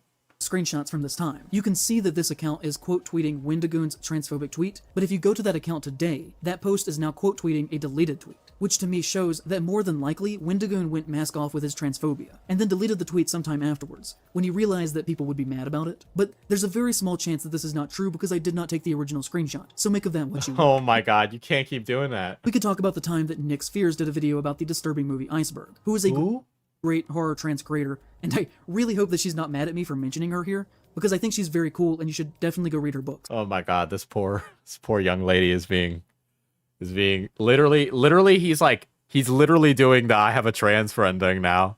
Are you fucking kidding me? This poor young lady is being brought into this crazy nutcases video after the Christian thing. Imagine being a trans person and imagine being trans and the only defense you get from your friend is that they defended Christian, the rapist. But Wendigoon famously did a very popular video on that particular iceberg challenge as well, and in the comments of her video, he said, "We will be watching your career with great interest," which is just kind of gross, because in a way it is similar to him following me. It is him. What? He's literally saying like he liked the video, That's what he's saying. And also that's a meme. Yeah, he's in the same genre. Of course he's paying attention to her content. Telling her that he sees that she's doing similar content to him, and his presence in the comments is undercutting her video. No, he's being positive to somebody else in the field. That's a nice thing to say. That's a nice thing to say. Radiate celebrates 11 months of membership. How's your sanity, RN Diesel? Lol. I hate political people and think that we should go back to monkey. That's why I'm practicing with the sword for when society collapses to medieval feudalism. Yeah, he's upset he never got a Wendigoon comment.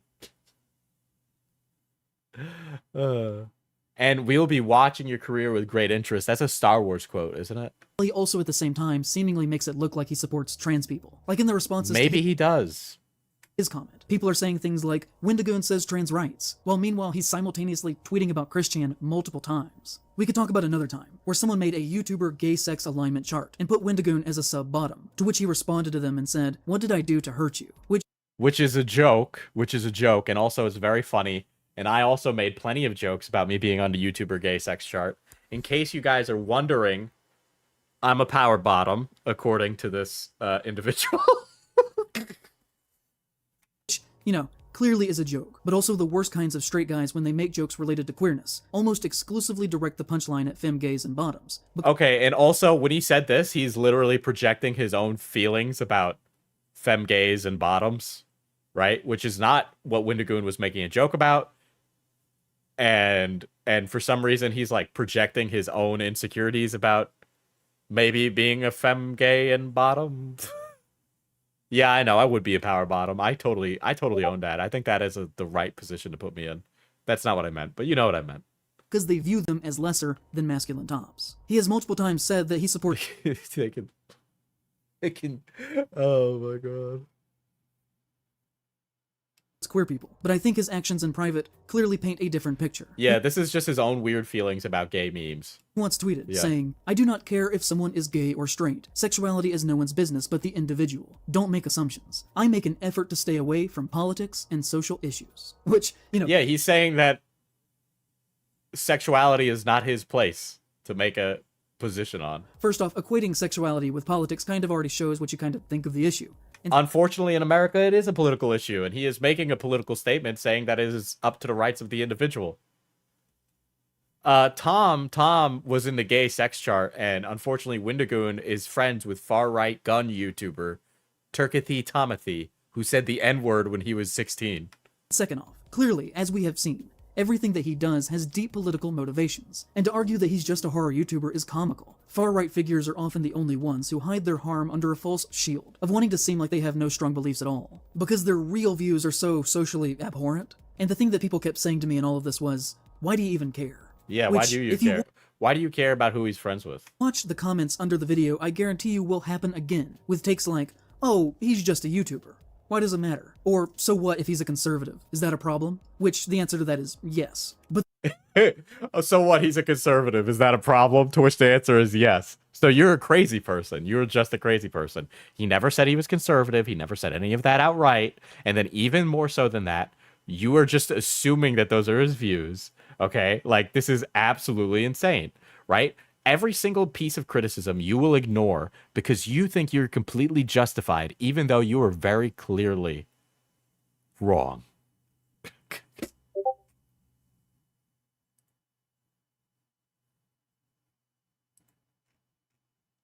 the reason that I care is because this does not belong in horror, or anywhere. Oh, Wendigoon does not belong in horror. You are actually trying to gatekeep horror. You're so cringe. You're a loser. I care deeply about horror, and everything that he does has demonstrated so far in his career that he should not be welcomed in our spaces, or even, you know, just in public in general. He shouldn't be welcome in public? Oh, really? Are you sure you're not pro-cannibalism? Because you sound like you're pro-cannibalism. Just saying. These things clearly showcase a repeated pattern, in my opinion, of racism and homophobia, while on top of that, being very irresponsible and dangerous with his large platform. Like, I think that anyone who supposedly accidentally starts a neo-Nazi hate group oh my god, you are so cringe, dude. You're so dumb. Wendigoon should sue you. Acknowledges that they did that should not be accepted within society at all. They should not be celebrated. They should be treated for what they are. Because remember, kids. Yeah, he literally had such an easy win here. I think the funniest thing is this man made a 3-hour video setting it up with easy dunks on a Daily Wire to pick up beef with the creator who doesn't notice him. He just changed the video to members only. When somebody shows you who they fucking are, way. believe them. Did he actually just change the video to members only? No fucking way he changed the video to members only. No, he didn't.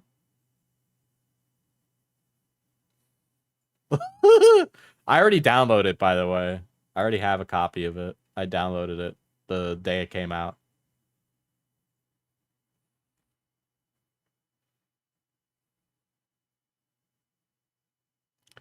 Southerners aren't just sitting around at night talking about Mothman and shit. Sounds like a you problem. I'll be raising my children on Mothman-related bedtime stories.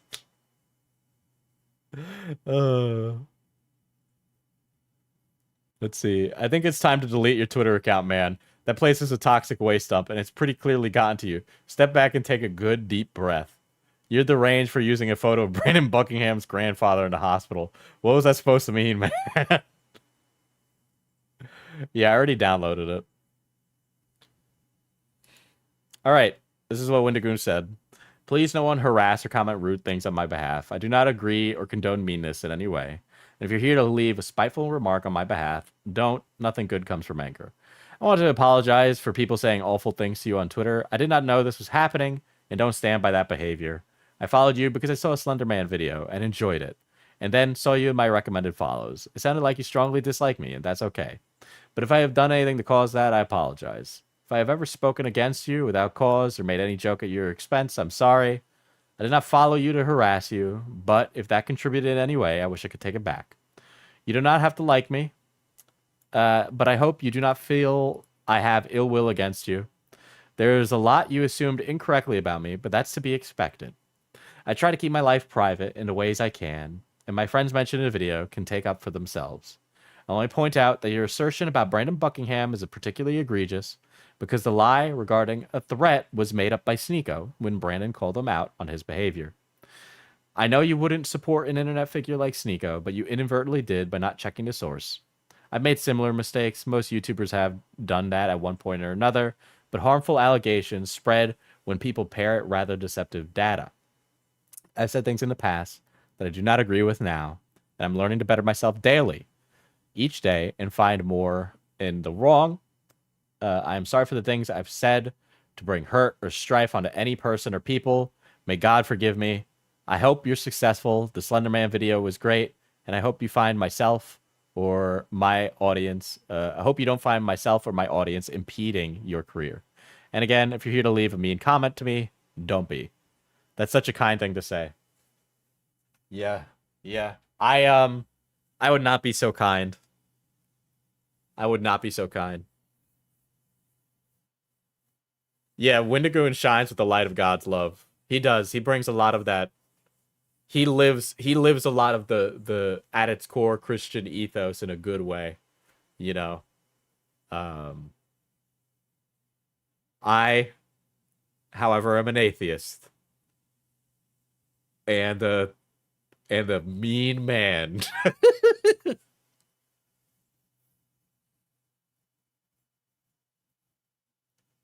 Imagine trying to make a hit piece on a horror YouTuber, and a horror YouTuber responds with absolute kindness and recognition for his past flaws. I personally would never recover. Oh my god.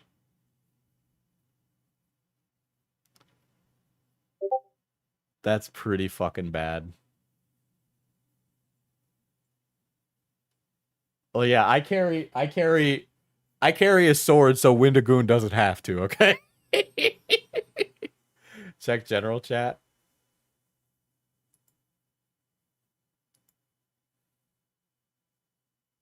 The AI chat summary says people are talking about a video that Shrimpy made about Wendigoon. Shrimpy made a lot of claims in the video that people are disagreeing with.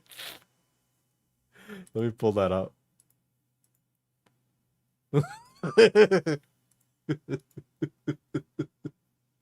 Oh, that's really good. Guys, you're cooking. Hold on, let me pull these up.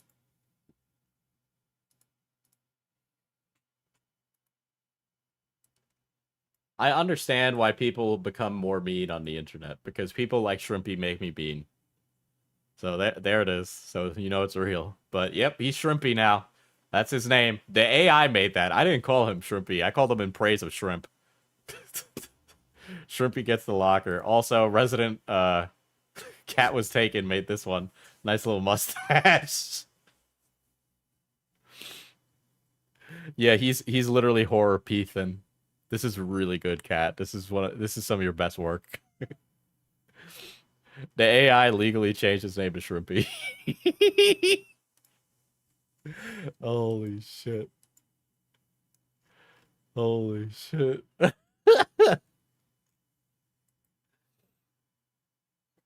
This video sucks a lot, actually. It sucks a lot. It's incredibly terrible.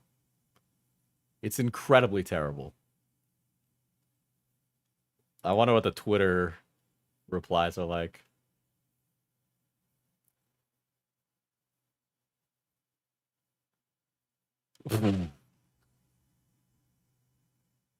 Oh my god.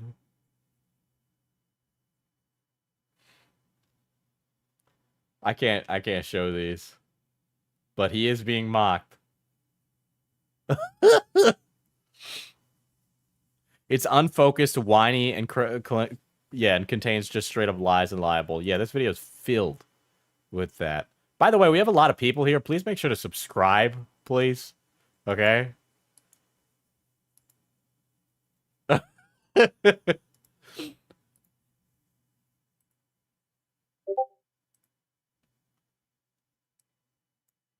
This guy is whack. Yeah. Yeah, this guy sucks. But yeah, we got a lot of people here, so fucking subscribe, okay? I need more people to join the Little Guys Incorporated. People are talking about how Wendigoon is a good Christian and how he defended Diesel from someone who was trying to gatekeep horror YouTube.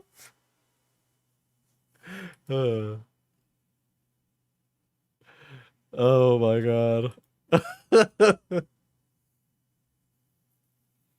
Yeah, you know what happened is that this guy thought he was just 100% like the smartest motherfucker alive.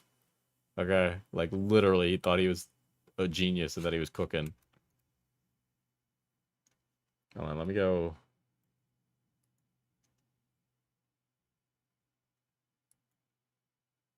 Acknowledges that they did that should not be accepted within society at all. They should not be celebrated. They should be treated for what they are. Because remember, kids, when somebody shows you who they are, believe them.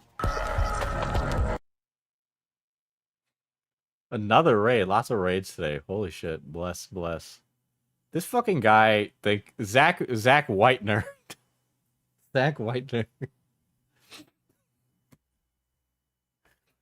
We got lots of based gamers here. Yeah, it is the lolcow gene. This is the lolcow gene. Because he literally did nothing but ruin his own career. And now has completely doubled down and ruining his own career by... I mean, ultimately, what he's doing when he does this is alienating horror YouTube from wanting to interact with him. Okay? Like, I would not want to interact with a person like this if I operated in, like, the horror YouTube space. In praise of shrimp. But, like, the internet historian thing about the fucking, like, the Hitler birthday is ridiculous and literally comes from r/YouTube drama. Like, everything about this video is bad. It's really a bad video. There's nothing redeeming about it, really. And anything that could have been redeeming about it was ruined. He literally had all these easy wins. Daily Wire horror and Kevin Spacey in real life. But you're telling me the Kevin Spacey bit made up less of the video than the Wendigoon section. The Wendigoon section was longer than the Kevin Spacey section.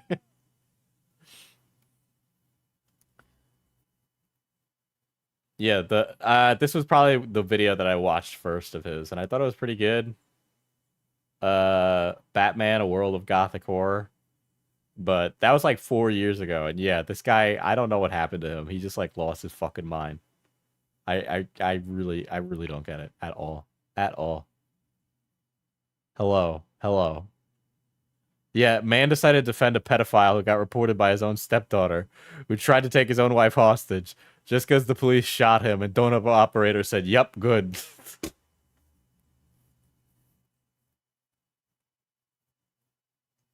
Yeah, that's the problem. Like, again.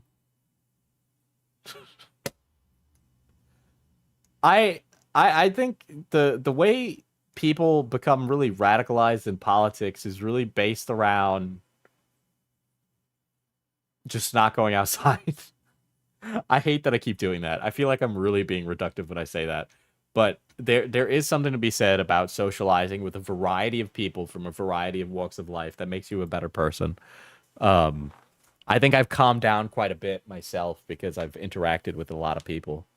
But yeah, it's like basement dwellers. It's just basement dwellers politically.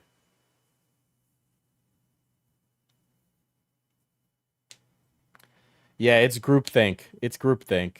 You just all surround yourself with one type of belief. It's the locus of belief. You surround yourself with people who exist in that locus of belief. And so you get a lot of that.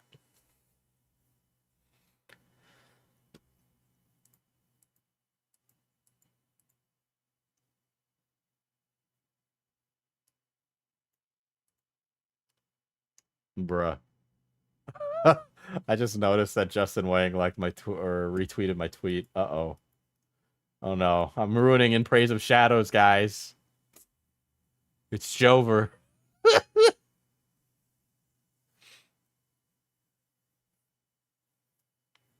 Go outside and do things. Unironically. But yeah, Shrimpy could never. Guy's from Asheville, no wonder he's stuck up. Is that like a hoity-toity area?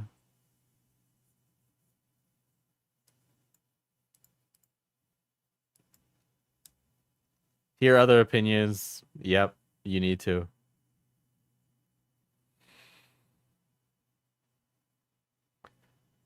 He was just very much in his own way. Like, Jesus. In North Carolina, kinda, yeah. Okay. Yeah, he is a shellfish.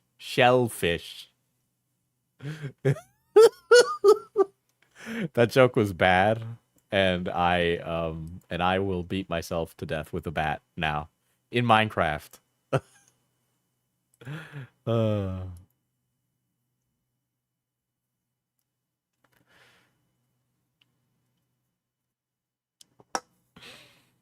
You're still cute. It's okay. Well, Diesel, can you read a random recipe from the cookbook? I'm not going to do that. Anyway, everybody should subscribe, hit the bell. I stream weekly. You know where I am. Multiple times a week. It's very based, very, very cool. I am the YouTube's favorite power bottom. Remember that, chat. YouTube's favorite power bottom. Weekly, we lying. I've been pretty good about it lately. I've been pretty good about it. But yeah, that was terrible. That was horrible. Medicur's still alive? Sure. We'll raid him. Here we go. Anyway, I'm getting out of here. So, take care, chat. Buy the coffee. Yes.